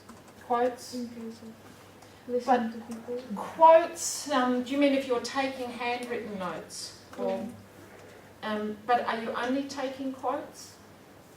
No, of course not. Okay, so you're capturing a whole lot of stuff, but also trying to include their actual words. Yep. Yep. I also videotape them and make notes, and afterwards I felt really stupid because I thought, okay, what the things I wrote down were actually not that interesting. No, yes. Then when I rewatched the video, I was like, whoa, perhaps I was writing something and missed that one. So, That's why it's worth going back in the field often, because if, like where you couldn't take videos, realising that in the beginning we often see the obvious taken for granted stuff, and somehow we need to get that over and done with. So there are 50 people or whatever. And to start seeing more deeply, and so going back in the field repeatedly and immersing is about being able to move beyond the sort of the simplistic observations to sort of the deeper what's going on, and that's why these sorts of continually asking questions is helpful. Yeah, I just want to say that in the study we did recently, we had 3 people working as a team, and each one of them focused on their own perspective, and then we made a joint sense-making session afterwards. Excellent. To merge those different perspectives together. Otherwise, we just collect too much information, we won't be able to go through it. Yeah. I've also been in a team where we've both been, we haven't split up with different, you've done it with 3 people with different focus, different. I've also been in a team where we've just done it together and we've both been attending to the situation. And when we sit down afterwards to discuss it, it's fascinating, because sometimes you'd think we were in totally different settings. Because 2 people, but we saw and attended to very different gorillas and curtains and, things. Same thing with interviews. What you're hearing and registering is sometimes completely different what you're going to get if you re-listen them. Because it's like really magically for you it didn't happen. Some parts of the audio didn't happen for you. You didn't even realize some of the parts. So I would always, I think pen and paper are your basic best friend. Because there's something about noting that makes you attend in a different way than just sitting there letting the video capture everything. But having your audio tape and your videotape to go back to afterwards can be really important if you're allowed to do it, but sometimes you're not and you have to deal with what data you've got. So all of the usual data capture techniques. I think LiveScribe is really good thing. This pen with recording device. I mean, it keeps you from listening audio from start till the end, so you can actually, understand some parts much faster than listening all the audio. So LiveScribe is an electronic pen with special marked paper. It uses ink, so it's just like using a normal pen. It's maybe a little bit thicker. You press your pen, you turn your pen on, you press a little button that says record, and then as you take your written scrappy notes, and I'll show you some of mine in a tick, it's also audio recording for discussion. So it's not good in a big messy room or a focus group, but for a one-on-one it's very good. And when you go back to look at your notes, or you're sitting down and filling in your notes as you talked about doing afterwards, sometimes when you want to fill in, you're relying on your memory, as that previous quote said. But here you can put your pen, again you just press another little icon that says play, and then you put your pen on that bit of the note you made on the page, and it starts playing the audio from around that point. And so you can actually fill in your notes literally from the audio. It's brilliant. And you're not spending half an hour going forward and back. If I don't have LiveScribe, I talk about practical tips. As I'm taking, I'll come to this in a tick. So we've got pen, papers, camera, audio tape, videotape, advantage, disadvantages of each. I don't think that if you have audio or video that you have to transcribe. I think your choice about whether you fully transcribe your audio or your video is up to you, and it depends on your research question and how much detail you need to go into and what you want to do with your data. But I would still collect that data anyway as a backup, because even if you don't intend fully transcribing, being able to flesh out your notes or just being able to listen to it again and get those deeper insights is so worth it. And you kick yourself if you don't have it. Did you ever? Also collecting any examples of artefacts, notes, papers, documents, forms that people are filling out. That's useful. So that example from the medication sheet. I just was able to get a photocopy of some of those patient forms, and I just had to make sure that in front of the nurses, I whited out the identifying information of the patient names. But that was really useful to have all those forms going back to. I didn't know I was going to do much with the notebook that the physiotherapist had in their pocket and stuff like that, but when I put all these artefacts together, I could see, again, going back to your data, I could see the different roles that these papers played. So collecting this sort of stuff, even, sometimes it's a fishing trip. You don't really know what's going to be that interesting. There are lots of different notes. You can just take your written notes, you can scribble. If you're looking at actions, connections, you might draw diagrams, you might draw a picture of the space and have people move around, all sorts of things. One of the things that I think is really useful, especially if you don't have a LiveScribe and you're audio taping, is to timestamp your notes. So periodically just say, 11:05, 11:20, because when you do want to go back and listen to your audio or your tape, it just makes it a little bit quicker, not as quick as LiveScribe obviously, but it makes it a bit easier to go back to find that point. I also have found, and this is personal experience, I don't know what others have found, I used to have sort of a notebook that would be like this, sort of big wooden clipboard type sort of setup, but I actually have now made a deliberate choice over the years to use a much smaller notebook around this sort of size, because it's just less, I'm not invisible, but I'm just a little bit less obvious, less intrusive. I look less like the sort of, Tommy sort of thing. And it's just a bit easier to sort of do it more subtly. So I prefer a smaller notebook. I feel better with it. I mean, you brought up these points very nicely. These are some examples of my messy notes. This was some work I did in a government strategy department. I was there for 2 weeks. So I'm clearly not going to transcribe everything. I didn't record all the time. I only audio recorded when I was actually having the more sort of focused discussion with people, but in between I was just sitting around, sitting in people's offices, hanging out. So I had these sorts of scrappy notes. I like leaving lots of white space in my notes for being able to fill in. So I try not to sort of crowd my notes too much. That's a personal choice. When I go back afterwards and reread it, I try to fill in some of those notes. I sort of underline things that I think are important. I start writing notes. I always leave the other side of the page free. These are my practical tips, and if you have others to contribute that you find useful. So I start to write, this is an example of interruption to work here, or I can't read my own writing, which is often what happens as well, which is why audio is good. But I start writing notes at the side about what I think is interesting. They're not settled codes yet or anything, but I'm starting the coding process. It's starting to think about what's going on here, why is it interesting? I might have different coloured pens for my impression, I might have different coloured pen for questions that come up about it. I might make sketches, I made sort of sketches of things, of what, some of the ways that they use space.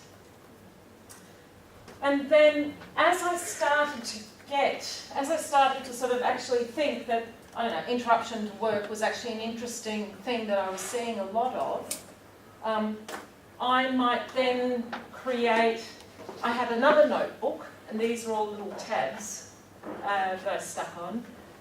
These were all different sort of little codes that I started to pull out. I'd have another notebook and I'd say, in book number 1 on page 17, there's this example of this, and I just make a quick note about it. So this is where I just start capturing all of the examples of, in this case it was serendipitous information discovery. So I just captured lots of examples, and that pointer here took me back to my raw notepad. So that's just an example, and I'm a pen and paper girl when it comes to note-taking. What do other people use? Does anyone else have any other tips for field notes? I think it's still the quickest tool to write with a pen instead of other forms. When there is a situation, I really feel that I need to hide. So, for example, I'm very close to people. I had such a situation on the carriage. I was observing tourists and the carriage with the horse. So I was just in the middle of the carriage. Yes. So then I used my mobile phone. Oh, very good. Because it was like natural situation. They thought that I'm sending SMS. Yes. So this sort of, not so much being invisible, but being less intrusive, so making choices. So my choice about the small notebook was to be less intrusive, choice of using the mobile phone for capturing notes. Tablet PC, also you can write by hand, tablet PC. And tablet PC, So it isn't like this, but it's like but it's tablet. still the flat, It's actually, from the psychological perspective, I think it's like 20 to 30% better information recall when you do handwritten notes. Exactly, yes. There was just a study that came out a couple of weeks ago about students and learning as well, and they had better recall of handwritten notes. I think you start processing, because this isn't something where you collect all your data and keep piling up the stack and then go, oh my God, I'm drowning in data. You start drowning, immersing. So it's not drowning, it's immersing in a sort of a nice. Drowning is panic. Immersing is sort of, in the middle of it in a nice way. You start immersing yourself and engaging with your data, and that note-taking can be a really important part. Yes, supposedly one of the main reasons for that is because actually you can write quicker on a keyboard if you're trained at it. So when you're handwriting, you have to think a bit about what you're going to write down, so you already process information, and there you just try to write everything down, but that kind of doesn't work out usually in the end. But what about then? Does it apply when I'm writing on iPad? You mean handwriting? Yeah, handwriting. I think that's pretty much the same, but I think with tablets and stuff like that, it's problematic because you have many more distractions than just pen and paper. But in general, it should be exactly the same.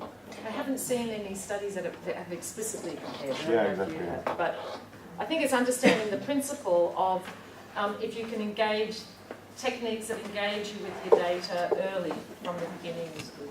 And the other.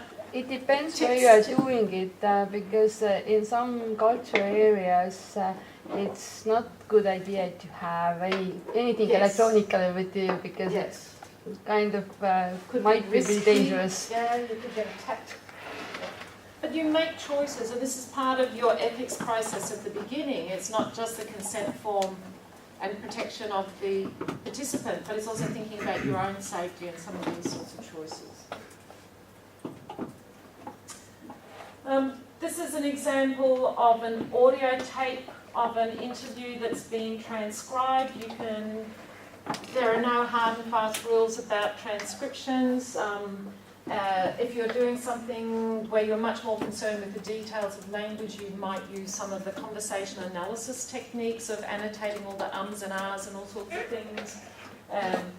Here we've just literally done timestamps and sort of who said what and filled in as much as we could. Again, in taking the principle of engaging with your data, I think there's huge value in transcribing your own data, if you can, because in having to listen to it, go back and listen to it again and type up, you're again starting to do this really nice deep immersion in your data. If you don't have time, or you have a lot of data and you get it transcribed by someone else that you pay to do it, that's fine, because we all have to make trade-offs. But I would then make sure I spent time, and this is part of your rigorous process for checking your analytical process and being able to say that, from a methodological point of view, that it was a sound methodology. I would go back and listen to the audio with the transcript, because often the people who are doing the transcription mishear or don't understand some of the language, and just making sure it's complete. There are other tools you can get. So if you have a very structured sort of interview, you can do things where you can fill in as you go down. They're not always sort of good, bad. They can be open boxes that you just type in. So there are some tools like TAPAD that some people like again if it's more structured. The animated interview schedule, and it's also audio recorded at the same time, so you might want to look at that if it's useful. And that's what the live scribe looks like. I love it. Except don't do what I did 2 weeks ago. I had an interview with some people. I'm very good at giving my students examples of what not to do. Do what I say, not what I do. Because I did an interview in London, and I made sure I got the very good quality audio, multi-directional audio tool that we've got, because we had one group with a bit of a focus group sort of set up. And I was also doing another one-on-one interview. And I did not make sure my pen was charged. Yeah. So it died halfway through. But luckily it worked for the time that I thought I had the other audio, because I always have a backup recording, thankfully. So I thought I had both the pen going and this other very high quality audio recorder going. And then 20 minutes in, I remembered that our technician told me, don't forget that you have to press the record button twice, because if it's flashing, it isn't actually recording. So luckily, this had worked, the live scribe had worked for the time that the audio tool wasn't working, and by the time this battery died, I'd actually realised this and started that recording, so it was okay in the end. But I did all the ththings that I would say to my students, no. With live scribe, often you don't understand that it doesn't record, because the panel or the screen is not towards you always. Yes. And then it doesn't record, but it writes. So basically, everything seems to be okay, but you might notice it much later that it didn't really record. So there are lots of other tools, a growing number online, lots of mobile apps that can help you capture data, or that your participants can help you capture data with as well. Lots of different dictation tools. So anything else about sort of note-taking? Capturing the data? No, maybe one question about that live scribe. Yeah. It only records when you write, right? No, it's recording. I have actually, it's recording as long as it's sort of vaguely within the area of the, we actually meant to do an experiment with this, because we think that there was one time, someone else did an interview, we think there was one time when she sort of went over to the other side of the room and did some stuff with the pen in the hand and then came back, and there was a bit of a break. Okay. But I don't know, but it is sort of recording the whole time. It's not just when you pens on the paper. Okay. As long as... Because you separately say that record, and you might not even want to write anything, but it still records. But it's better to write, otherwise you will miss half of the functionality. It makes it easier to go back to the recording, just having, even if you just do a dot. So what one of my students does is that she's in a situation where it's not so good to take too many notes. that's a skill as well, to take notes while you're, it's okay taking notes while you're observing, but while you're interviewing, a lot of people find it is quite disruptive. I think I'm quite good sort of taking notes while I'm talking to people, which sometimes means I can't really read my writing afterwards, but I like having my notes are really important to me. You have to find your own style and preferences, and a part of it's playing. But I can sort of take notes and still give the good sort of hopefully non-verbal feedbacks and encouragement. But some people don't like that. And what Naomi did was she had lots of dots on the page, or she'd just write a word. And the dot meant something's interesting here, listen to this more carefully. So you can, it's not exactly how it's intended, but it's a nice sort of repurposing of it to fit the context that she was in. And I think in terms of the mixed methods as well, I was going to say that, often you bring whole lots of data that you're collecting, and this is a case study, you can read it in the paper. But we use observations, interviews, videos, but we also had system logs and we had a survey and things, and we could bring a whole lot of data, both quantitative sort of story of what people did and look at it over time, which was really interesting. We could look at some of the questionnaire comments and things that they said, and we could also do the analysis of our observations to draw out themes and help bring all that data together to tell rich stories. So, there are lots of ways of doing that. We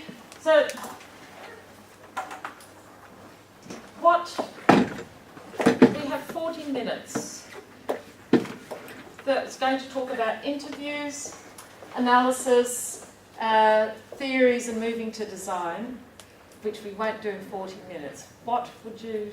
How much do you know about interviews, or do you want anything? Analysis and design. Analysis and design? For me, interviews and Okay, so let me just put the interview slides up for sort of 2 seconds for each slide, and if there's anything that you particularly want to bring up, just as as we're walking to the next bits, just yell. What I often do here is we'll do a role play. Showing a particular interview technique style to sort of try to counterpoint some of the things that we should be doing with what we should not be doing. There's some things with people who are doing interviews and they're not really, they're not newbies anymore, but they are not analyzing what they are doing also. And one thing which actually is really disturbing is that if the person is trying to encourage the speaker to speak more, and they're doing something like kind of voice, and when you actually listening to notes, that this interviewer actually they are stopping at the place. Yeah, it's disturbs them as well. Yeah. But somehow people don't understand it at the beginning. Yeah. So what I'm doing now to you, yeah, exactly. So actually, it can be too much. Actually, I'm making a note to myself because I'm going to include that in the next version of this. So I've got a good example from another researcher who did too much of that. I think one of the biggest important things with interviews is relax. And be quiet. And if you're into any sort of, mindfulness sort of type stuff, doing the sort of couple of really deep breaths before you go in, just to because sometimes it can be quite nerve-wracking. You feel like you're performing in some way, and then you're more likely to do the yes, yes, yes, and not listen to what people are saying to you in response because you're looking too much for your next question. And I think if you can just go, it's cool, just relax, listen, mouth shut. Open up just to ask a question.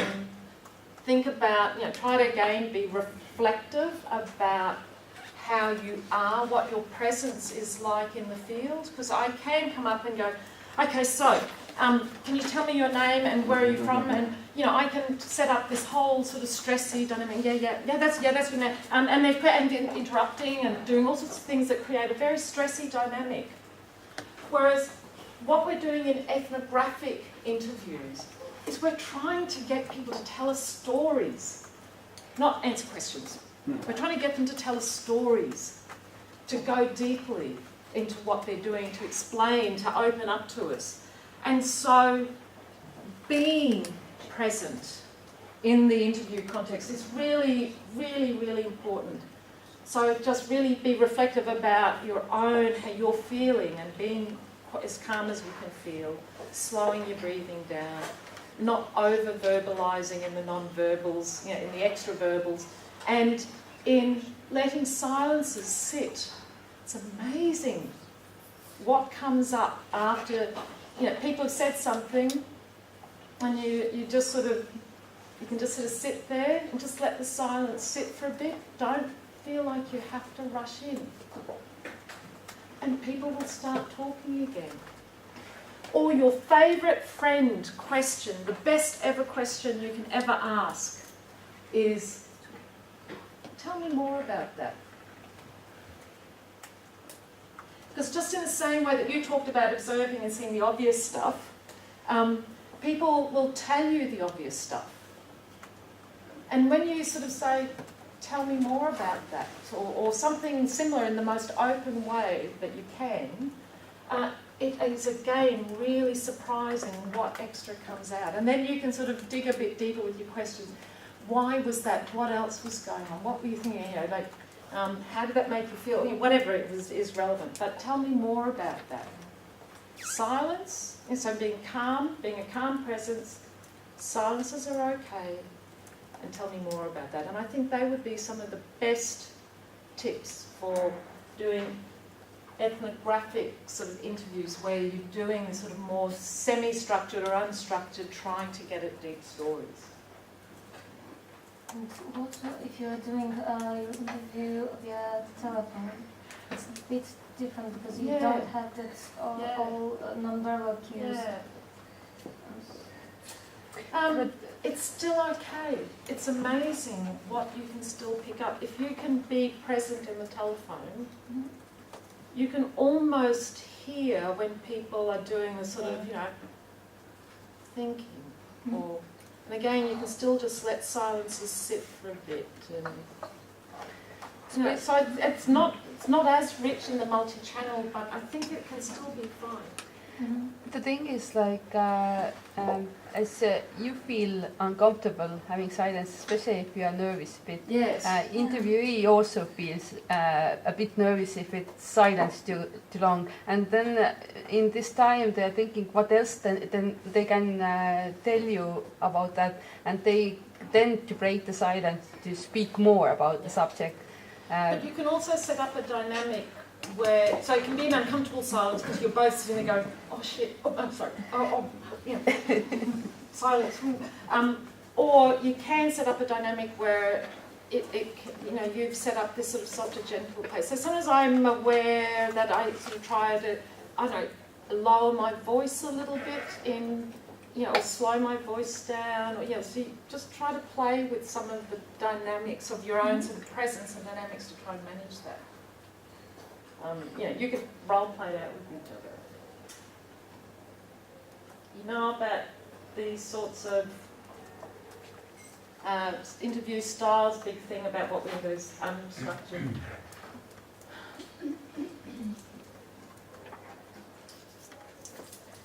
That unstructured doesn't mean you haven't thought about what you want to ask, but I always talk about it as a back pocket interview guide, not something that I sit there going, because it sets up a dynamic of question, answer, not conversation. So I really do deep thinking about I want to first talk to them about their general background stuff. I then want to find out about their role in the company. I then want to find out about their experiences with this particular tool. So I have big category moves that I know I want to make, and I've done some thinking about example questions that I might ask them, but it sits in my back pocket, sometimes literally. periodically I might say, that's great, I just want to move on and ask about some of the tools that you use, but before that, can I just check to see if there's anything else I wanted to ask here? No, that's good, and move on. So still, this is the big thing.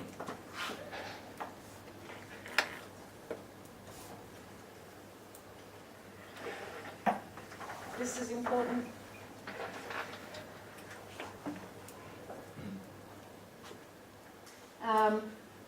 Friendly banter at the beginning as they come in. Nice, it's really hot here. How do you handle it? Just nice banter. We won't do it. And then there are some slides here with some hints about particular questions. Some of these are very, very good and worth looking at and thinking about. Notice they're very open-ended. They're not value-laden. They're not steering to a particular answer.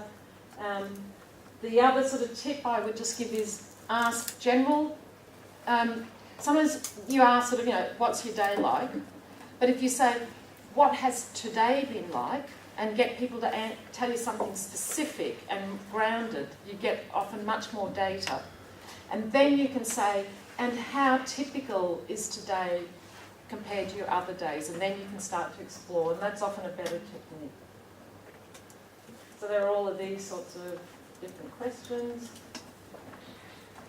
So, but are there any sort of just interview things before we move on to this? I have one practical question. What about difficult interviews?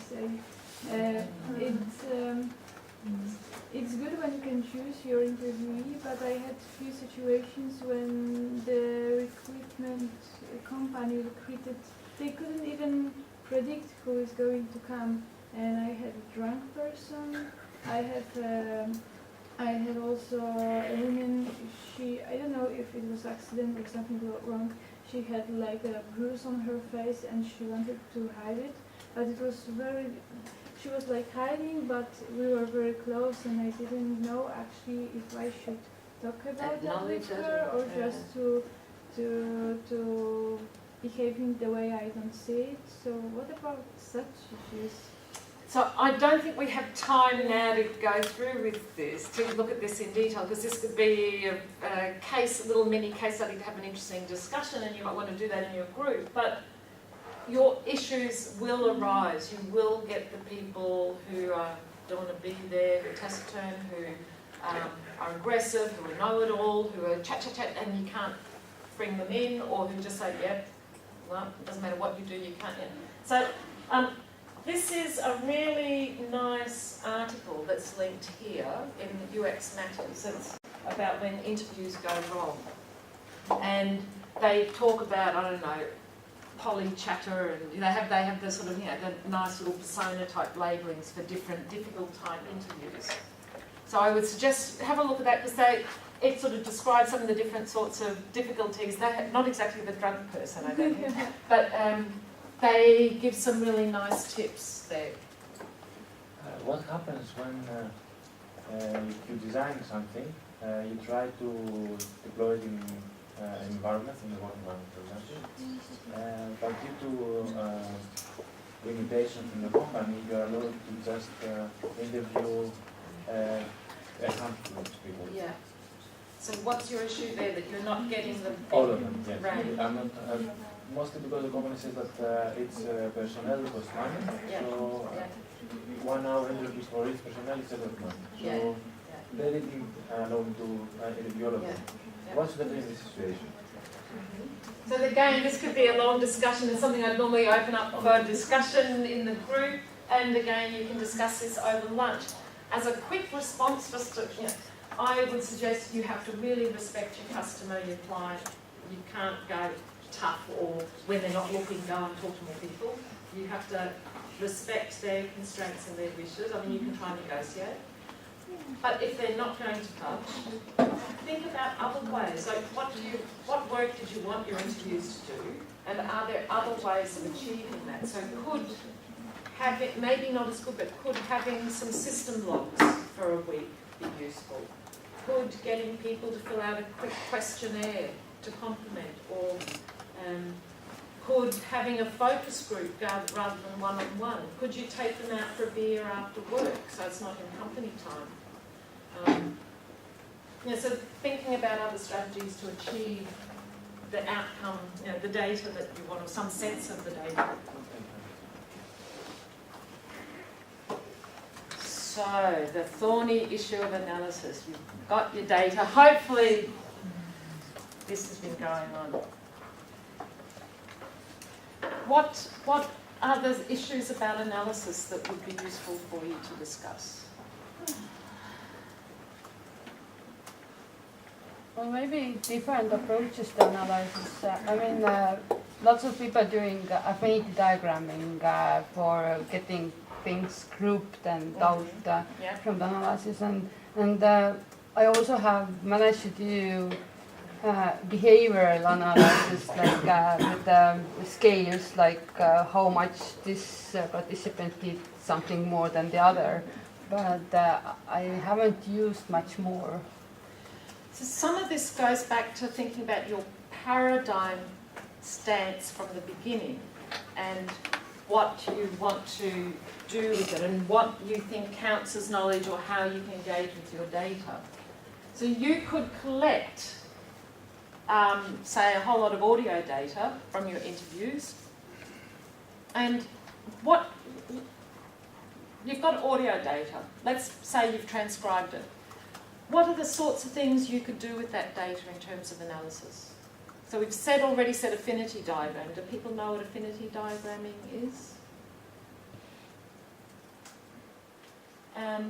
Affinity diagramming is something like this, where often it comes out of a particular approach that's been packaged up by as contextual inquiry, contextual design. They often have multidisciplinary teams of people who've gone out and done interviews, but you do your analysis in a group, but you can also do it on your own if you want to. What you do is you read through all of your interviews and you would make a separate post-it note for every interesting issue that comes out. And then as you start to see post-it notes about similar things, you might say, these 3 post-it notes are all about this blue category, and then you put them, you cluster them. But you start doing this sort of clustering into groups.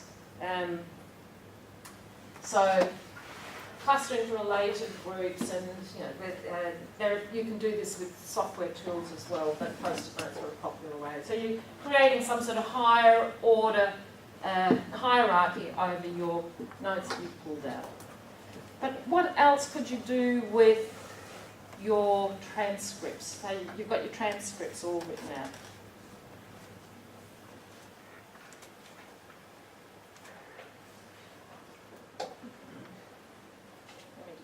You've got your transcripts all written out. What else could you do? Well, starting to code them. Starting to code, and what do you mean by that? Well, you, again, depends on which ideology you subscribe to.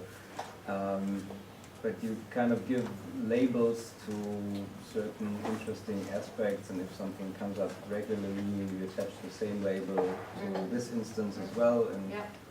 And again, depending on the methodology, you start building on that.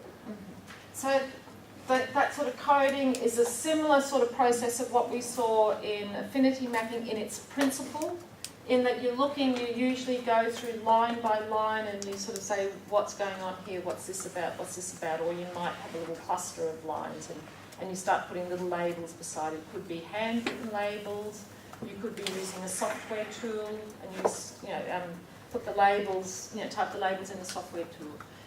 And you usually start off that process you can start off that process without any idea what your interesting labels might be. You're literally just looking at the data and seeing what it says. Or you might already have some ideas of labels that you're interested in from a theory or some previous work, and so you might start off with those labels, and then if there is data that doesn't fit, create more code labels for those. And you just start doing that as a first pass, and as you go through, you might see that this code, this label is coming up again and again and again and starts to look like it's important. And just because it comes up often doesn't mean it's important, doesn't necessarily mean it's important as well, and that's one of the tricks. So okay, so you can do this sort of similar sort of coding process to affinity mapping, but maybe at a much greater level of detail than affinity mapping. Affinity mapping is not usually at that line by line. What else could you do with your transcript if you're analysing it? Comparison, interpretation. I have a colleague, by the way, that has submitted a manuscript 16 times. She has tried everything. And every single time the reviewer said to her, what is the analysis? You are not doing any analysis. The analysis is here, I have coded, I have this, don't do, no, this is not analysis. What does that mean? What type of feedback is this? What does this mean? There is no analysis. Maybe it's picking the wrong journal.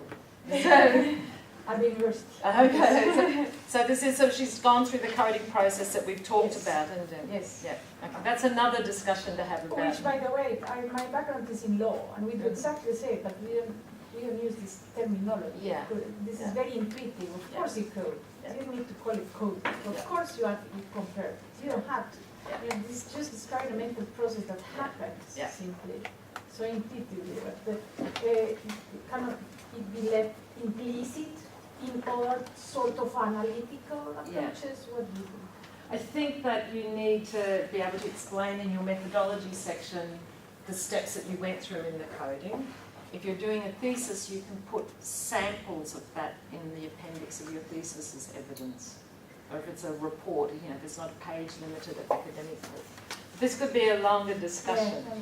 So what other things could you do with your transcript data if you're analysing? I believe at the presence of uncertainty and complexity in the data, we should just ignore all this information and then you go intuition.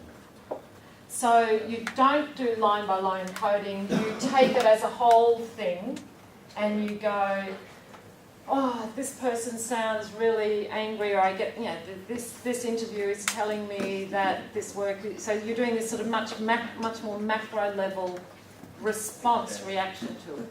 You could do that. I think you might have harder time publishing that than, you'd have to think about how you'd solve that, but you can do that.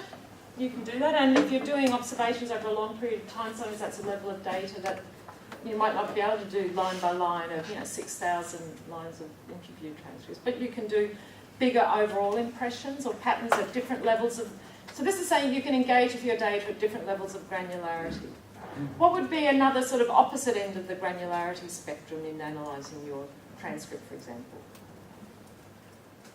I should transcripts with other people, with other practitioners. So different people analysing the same, so you can do different people reading the same transcript, coding, and then you can compare. And there are some traditions that would fall more within a post-positive paradigm that would want to see things like that, and they often call that inter-rater reliability, and because you often do the sort of multiple people coding the same interview transcript, and then you have to perform some complex, I don't know it or do it, but some complex kappa blah blah statistical analysis to say Krippendorf's alpha. Yeah, blah. Yeah. So there's a, but for some disciplines and within some paradigms, this is really important to say that you and I both coded the same data and we agreed at 90% of the time or 87% of the time. You can also do things like frequency count. How often is the word cut mentioned? Actually, if you do it like in special software, you do labeling, and then you already see the word numbers, like those you're interested in, like patterns. Yes, so you can do this whole sort of more quantitatively informed analysis of your rich data transcript. So there are lots of choices you can make. But again, it comes back actually how many interviews do you have, because if there are many, okay, there's a reason why you use software. If there are only some, there's no point really, because software takes time. But it's really being clear about what is the research question I want to ask of my data, and what do I want to do with the outputs of this analysis. If you want to inform the design of a system, knowing that cups being mentioned 58 times and glasses only being mentioned 10 times, might not be so relevant as really understanding the ways in which people understand a cup and a glass and where it gets used or something.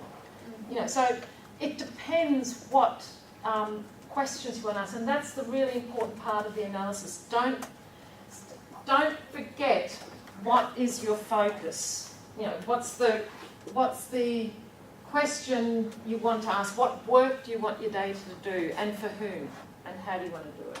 So basically, if you do analysis, for example, understand people whom you are going to design some kind of application, then might be a good idea to understand how different kind of people are acting and what is the similar in different people's actions, and you can do personas from it. And, and so I think that's moving to design a bit analysis. Yep.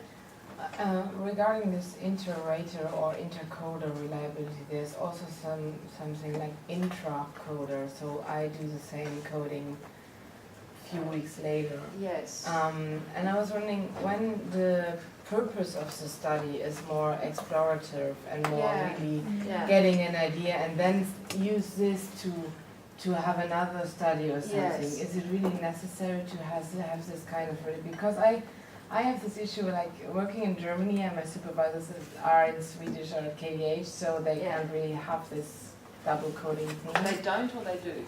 They don't, because my material is in German, so I struggle. I struggle. I don't do that. I recognise that it's important for some people, and they're particularly, read that Goober and Lincoln paper if you haven't, about the paradigms. Because it makes you feel much more confident to say, I recognise that people who subscribe to this paradigm, it's important to have that sort of analysis. I am working within a constructivist tradition. And in this tradition, there are other ways of accounting for the data. And some of these papers can give you some of the language that you can use and give you the references. You know, sometimes being able to say to a reviewer or in a rebuttal, yes, I recognise that inter-rater reliability can be important, but within the constructivist condition, paradigm, reference blah, blah, blah, you know, something else is okay. And it should turn it into a different debate. I choose not to do that because that's not my paradigmatic stance. But if you are wanting to publish in those traditions where it is important, you need to play the game. So it's thinking about that. One of the very popular techniques for analysis that people have talked about for years has been very influential with ethnographically informed data. I said there's conversation analysis, but I'm not going, that really gets down to the details of the hums and ahs, and, you know, like the Christian Heath and Paul Luff can write a 30-40 page paper on 2 minutes of video, audio, micro unpacking the sort of the micro moments of and my gesture and my pause and all sorts of things, and do really interesting stuff. But that's quite a niche area, and I think more people within HCA have claimed to be doing grounded theory. I'm going to propose something else in a tick, but grounded theory came out of a classic Glaser and Strauss book from 1967. It's pretty much similar to the affinity mapping and the sort of hierarchical coding that we talked about, but they have a very particular way of talking about it. It's very much an inductive approach, and it's called grounded theory because it's not a theory in itself, but it's saying that the purpose of your analysis is to develop some sort of theory about the phenomenon that you've been studying, and that theory is grounded back in the data that you collected, and that's why it's inductive. They have language that talks about the constant comparison of data, codes, and MIMOs. So the codes are sort of like you're identifying the moments, like we've all talked about, and going through your lines of data and saying, this seems to be about blah.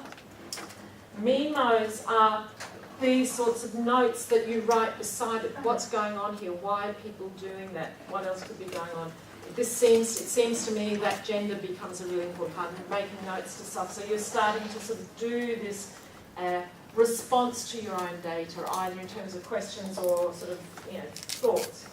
And this whole sort of theory and see that emerges from the data, but theory is developed, would be a better language, from the data as a collection of explanations. And they have this very particular structured approach of you do open coding first, which is when you first go through your data and do all of your notes at the side of what the codes might be. And then you might do that a couple of times and go through it. And then you step back and you say, actually this code and this code seem to be about similar things. So you start making some of those, sort of, in the affinity diagram picture, it'd be like putting in some of those different coloured post-it notes saying, that's what's going on. So you're starting to get some of that relationship between the different codes. Because you're trying to tell a coherent story about data. Then there's something that says, actually, out of these 50 axial codes connecting the sort of 200 codes that I had to start with, it seems like these 10 are the really key ones for explaining what's going on here. And that's what you would use, that's what you would develop more from a coding point of view, to develop up this sort of a more connected story about what's going on with your data that serves as sort of weaving your codes into this hypothesis or this story about what you've looked at. Be aware that there are some little tensions and dramas and infights with grounded theory. There are multiple different versions. Sharmaz's book is what we tend to point to now, instead of the Glaser and Strauss book, as sort of a key book if people want to use grounded theory. So this is the way she talks about it in the same way. In the beginning, I don't know, maybe 20 years ago, you could write a paper and just say, we did interviews and observations and the data was analysed using grounded theory, and then you just move on and tell the story. Then reviewers started to get cranky and say, but what were your open codes and what were your axial codes? Because lots of people were just saying they did grounded theory when they didn't do it at all. They just did a coding process, but they didn't do that very structured stepping through. So be aware, if you are saying you do grounded theory, then do it. Be faithful to it, or at least your interpretation of it in that more structured way. And be aware of whether you're subscribing to more of the Sharmaz's view of grounded theory or the Glaser view of grounded theory, which is more of a post-positivist view of grounded theory, and be aware. Make your choices.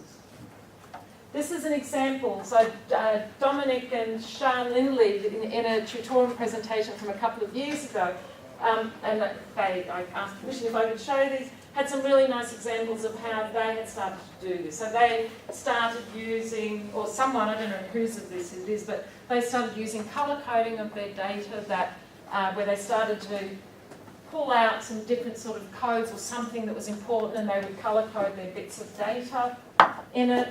And this is an example of memos that they wrote. So they've got their content, but then the memos are saying, what is this work? What are the requirements? What do they mean by slum and airport lounge? Who comes to talk to them? Happened at 3:45, well, what's their normal working schedule? So this is when you're going through your data and collecting it, you're starting to ask these questions. So all of that process back there of the open, axial, selected coding or whatever, should always be done in parallel with these sorts of memos, where you're continually engaging with your data and refining it. And you might need to go back in the field and do more field work to help answer that question. In our group, we've started to do something much more pragmatic, because we've recognised, and being sort of more honest, that we've never done full grounded theory. Even though if you look at many of our past papers, we're guilty of saying we do grounded theory. It was grounded theory light, as Brown and Clark talk about it. So this is a paper that I suggested in the reading list, and it's a very, very good paper, I think, for us in HCI, because even though she's talking about a thematic analysis in psychology, it's equally applicable to us, and it's very practical. It has structured, it's very similar to the processes that have gone through, but without buying into the theory and the baggage of grounded theory. It allows you to be totally inductive or to use theories. It allows you to sort of choose the states you want. And I think that I'd really encourage you to look at this paper and to read it, because I think this is a much more practical approach. And it's easy to say, these are the steps we went through, and to show some examples. But they're really, they really emphasise how important this immersion is in the data to do this. This generate initial codes, search for themes, which are the patterns, review the themes, define a name. Sound all very simple, but there are really nice, sort of much more detailed descriptions in this paper. Plus there are some really nice descriptions about what are the pitfalls and problems and how to avoid them and things that are worth looking at. So this, as I said, this is an example of what I did. When I look back at what I did, this was years ago, it was exactly her more thematic analysis and not grounded theory. We sometimes use mind maps in terms of practical tips. I find mind maps really useful because sometimes, if you look at my book here, how many tabs have I got there? I ended up having huge huge sheets of paper where I would just do multiple versions of mind maps written out to try and get a sense of the relationship. Because the story that you're telling, whether you want to call it a theory or not, is a story about the relationships in your data that explain something. So I find mind maps really useful for doing that, for capturing some sense of what's going on. I might have multiple versions, and this is time-stamped back into the audio tape. If I've just got an audio tape, if I haven't got a transcript, or it could be connected back to the transcript. Other people do things, so this is one of my postdocs. She will have her transcripts written out. She uses colour coding as well, like the previous example, and then she cuts it up. So she cuts up the piece of paper into strips, and they get stuck up on a whiteboard, and she plays with them. So again, it's a matter of finding your personal preferences. I like the tangibility of paper. I like the tangibility of paper for taking my notes, for doing my analysis, and I like being able to stand at a big board or a big piece of paper and move stuff around and discuss. Other people love using software tools and having it on the screen because it's more organised. So you should try different techniques and work out what's best for you. We've done other things where we've done stuff with kids collecting whole lots of data with mobile devices as part of a science experiment. And as we went through the data, we identified whole lots of things about the fact that they changed roles, or asking questions about the role that the facilitator played, or how they developed their own hypotheses about the environment data they were collecting. So as we got more familiar with the data, we identified some of these activities or things that we were interested in, and then we used a timeline to try and sort of capture some notes to get a bigger picture of the temporal aspects, and that also tied in with the log data because they were measuring carbon monoxide data. So we made that up because it was helpful for us in answering the question we wanted to ask about data. And it was tied in with some more sort of thematic analysis approach. And I'm sure you have lots of other examples that you use. Do people use software tools at all for analysis, like any of these? So depending on, you can get tools, many of them cost money, there are some that are free, many of them have a 30-day trial, which sometimes can be enough just to do your study analysis in and then go, oh no, I'm not going to buy it now, whether that's ethical or not. You need to decide what sort of data you want to use. Some of them just use textual data from interviews, some of them can handle text data as well as video data and other multimedia data, so you need to know about that. This is sort of something that's more recent, where the data actually lives up in the cloud somewhere. Many people have sort of said they really like Deduce. People will have their own love-hate relationship with different tools if they use them. There are mixed opinions about the value of them. Some of them require you to have your codes all set up at the beginning before you can start coding with the tool. Others allow you to develop the codes more inductively, but it can be tricky.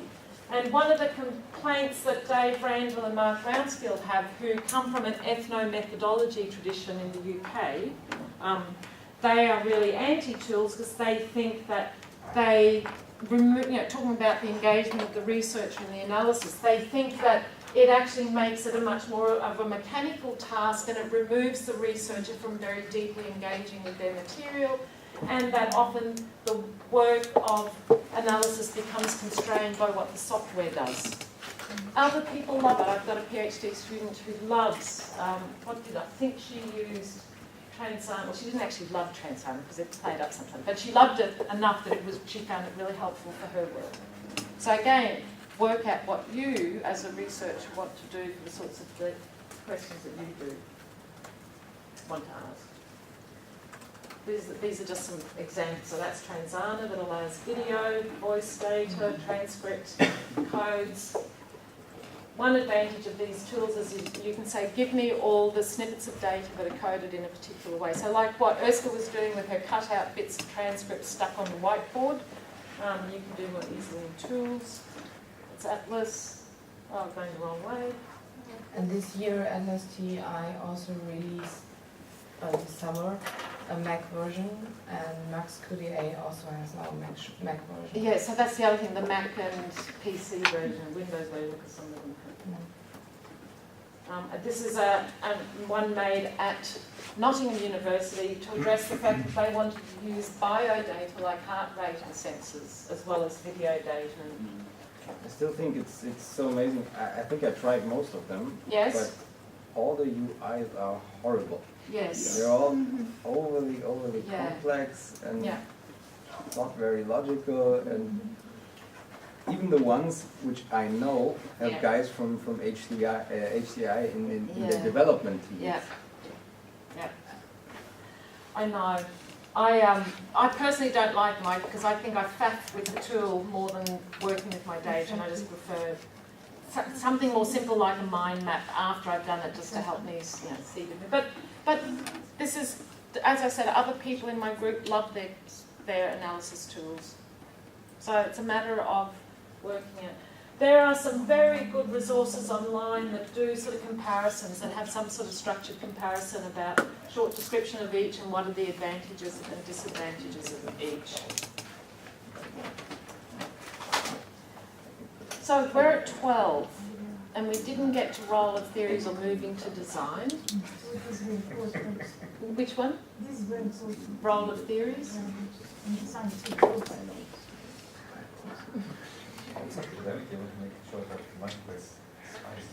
Do you want to take another 10, 15 minutes max? Yeah. Okay. So look, role of theories. Whew, huge. Yeah. What can we say?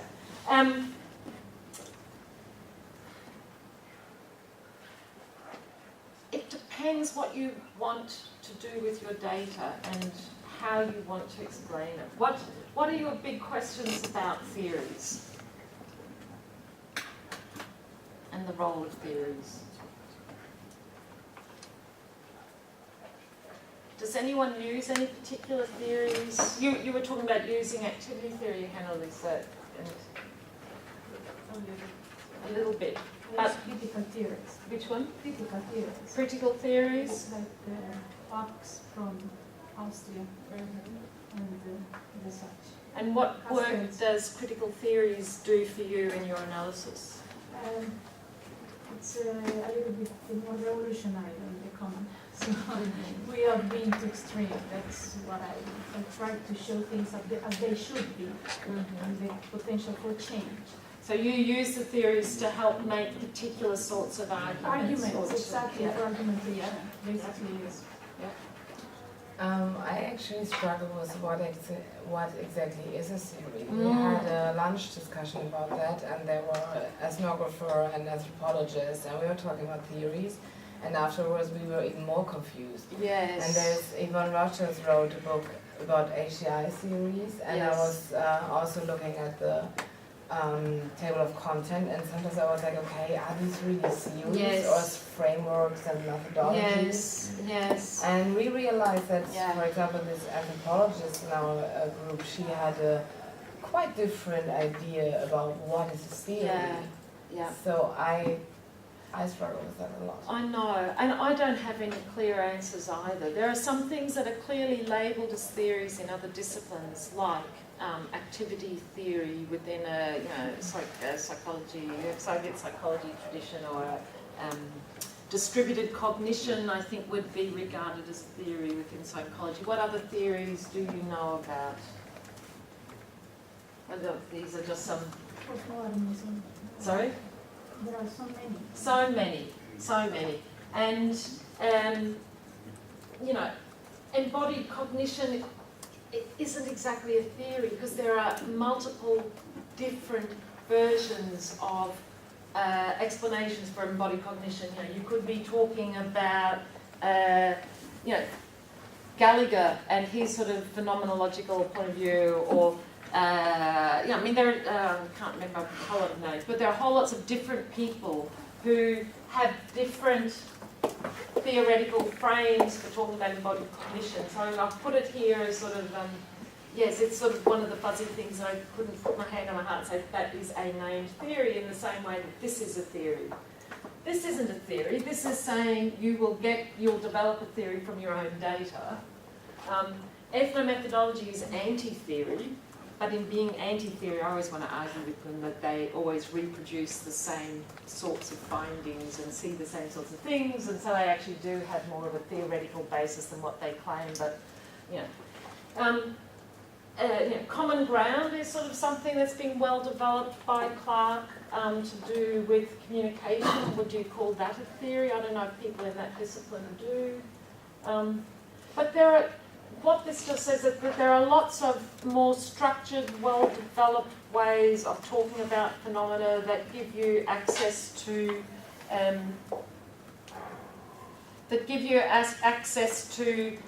concepts and principles and ways of talking about a particular phenomena. And you know, if you're coming from more of a positivist or post-positivist tradition, you're often talking about testable hypotheses and, you know, crafting null hypotheses and theories having predictive power. If you're coming from more of a constructivist paradigm, you know, theories probably have more of an explanatory power. And I think that Christine Halverson had a nice paper in the CSCW journal in 2002. But she was talking in particular about CSCW, but what does CSCW look to theories to provide? And she talks about descriptive power. Do they help us describe the world? And, or do they help us name important things in ways that other people understand and share and the same meaning of? Do they help us make inferences? Or draw insights or make predictions about two things? Do they help us think about how to translate or guide into systems design? And so I think you can think about the theories that you might know of or that you might use, and you might think critically about what are you actually wanting your theory to do, and does it do any of these, all of these, some of these. An example of something here that didn't work for us here was we were doing some work with stroke patients. We were wanting to design a system that they could use at home to support boring upper limb rehabilitation exercises. There's a lot of work in psychology with motivation and behaviour change theories, like what is it? I'm losing one. Who's the psychologist? Trans-theoretical model of change and various other sort of change theory, motivational behavioural change theory. So the trans-theoretical model talks about different stages that people get to in preparedness to change and willingness to change, etc. And they were all well and good, but they didn't help us at all in the details of design for a motivation, for a system to encourage people to do boring exercises at home. It gave us a broad framework for understanding that, you know, people had to be willing to use our system before they got to it, but it didn't help us decide how to give feedback to them whether they wanted a social comparison or some other thing. And there are different theories have different values. And I think as HCI people, we're much more pragmatic in selecting our theories. And as we're moving more, so in the Windows time, we drew a lot on psychology theories to help explain perception, attention, memory, etc. As we moved into distributed systems, we drew on more social science, sociology theories to explain collaboration, social interaction. As we move into UbiComp and tangible technologies, we're starting to move look much more to phenomenology, embodied cognition and other sorts of theories. And as we move into lots of really interesting application domains, we're drawing on theories specific to the application domain. So, if you're doing learning systems, you'd be looking at learning theories, for example. And I think of theories as helping you view the world in particular ways and maybe make arguments. One way that we did use theories in our stroke study was when we were doing probes, where we used the theories to draw out, we did a review of a whole lot of theories, draw out relevant concepts, and we could map that through to the sorts of probes that we did. So we did sort of theoretically informed probes to try and get at motivation. I think the big thing is theories aren't, they approach a set of ideas, a framework that specifies a set of questions that help, that you can examine in specific ways, and that maps onto those sort of paradigm concepts that we talked about at the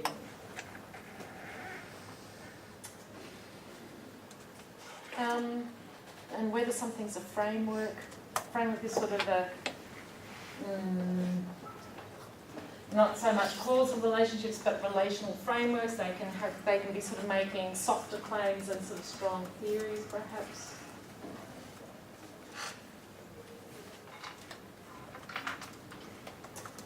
So that's. Is there anything there? So theories used in different ways. Activity theory gives you concepts that you would put to your data. So you go looking at for the object and the mediating artifacts, etc.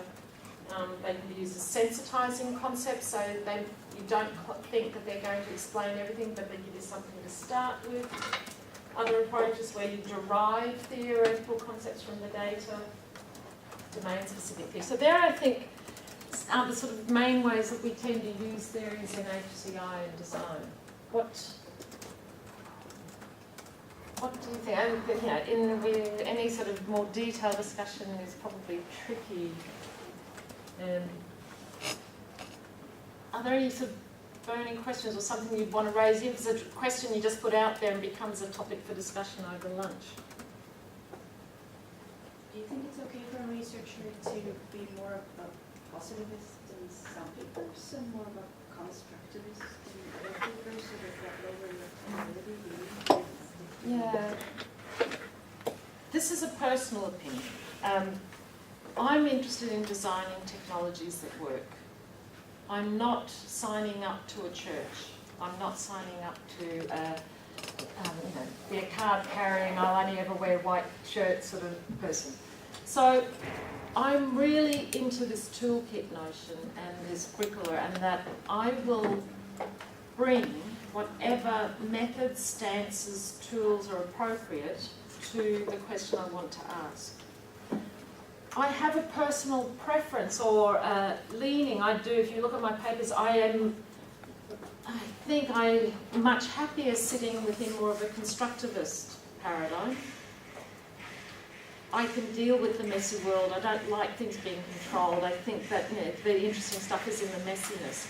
But we also have papers where we put on a post-positivist stance because we wanted to do something that's much more controlled and predictive, where we've wanted to say, I can't think of one now, but, does black versus red make a difference for X? And it's usually not the total point of my research.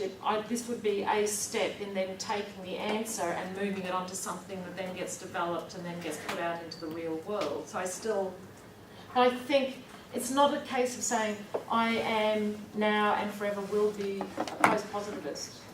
I think it's recognising where your natural affinity with research lies, or what research questions you find more interesting, but not missing out on doing important, interesting research just because, I can't do that because, that's a constructivist thing, I'm not going to do that.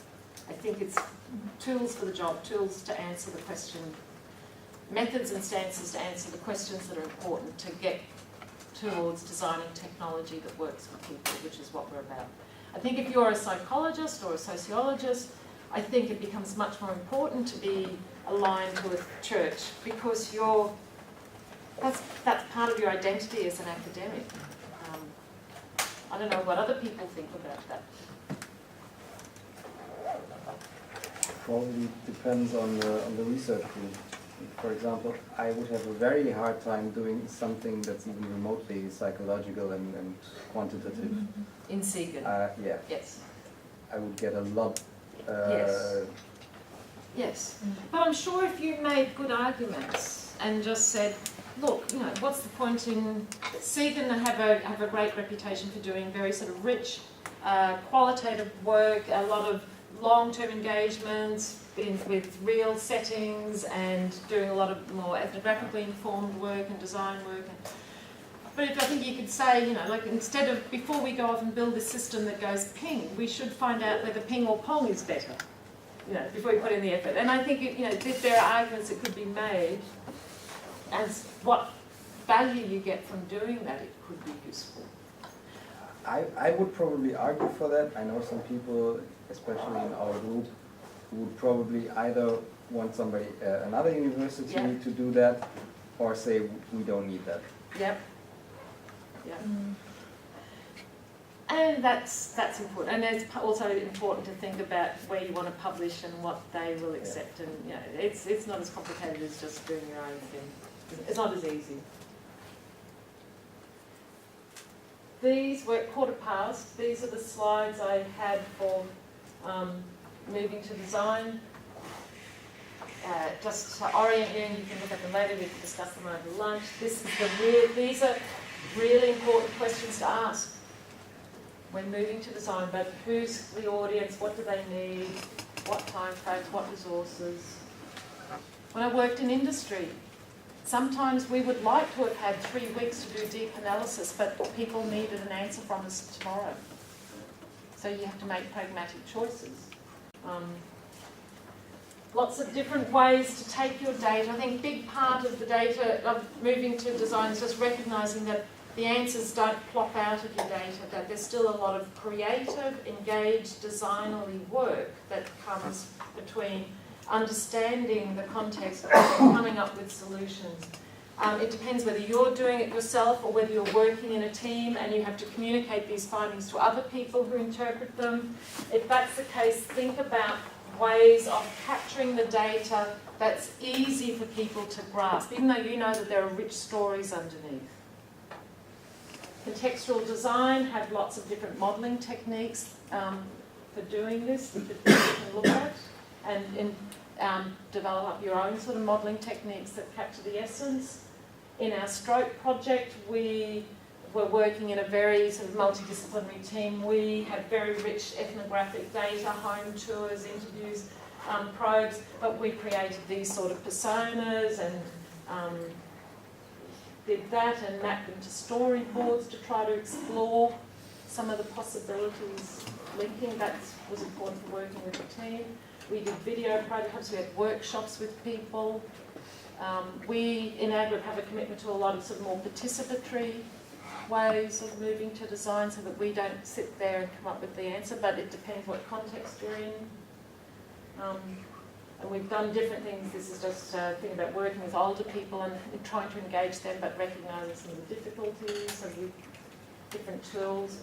Again, in industry, we did a lot with being very visual, bringing other people in to help them sit in front of the videos and actually see some of the raw data and present things to them in very interesting ways. And we also had a very clever designer who would take complex stories that we would tell him about our data and draw up very simple but not simplistic models that captured the essence of a process or different things.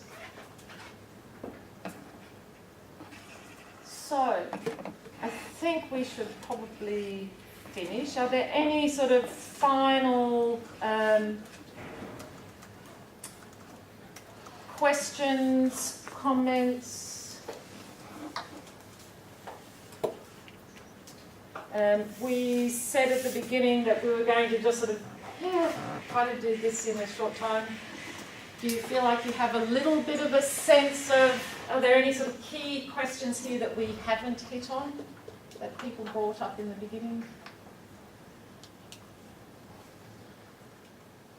So I think this is just the beginning of, it's a complex space, no right or wrong answers, find your own voice. It depends on why you're doing this work, why you're employing these methods, what you want to do with it. But hopefully at least this has sort of brought some topics up to think about, and I think the biggest tip is we have to be much more reflective about what we're doing in this space in using more qualitative ethnographic methods. We don't have the sort of, because there are so many choices, but there's rich, interesting data that can come out of it, and hopefully better technology designs. So, thank you. Lunch.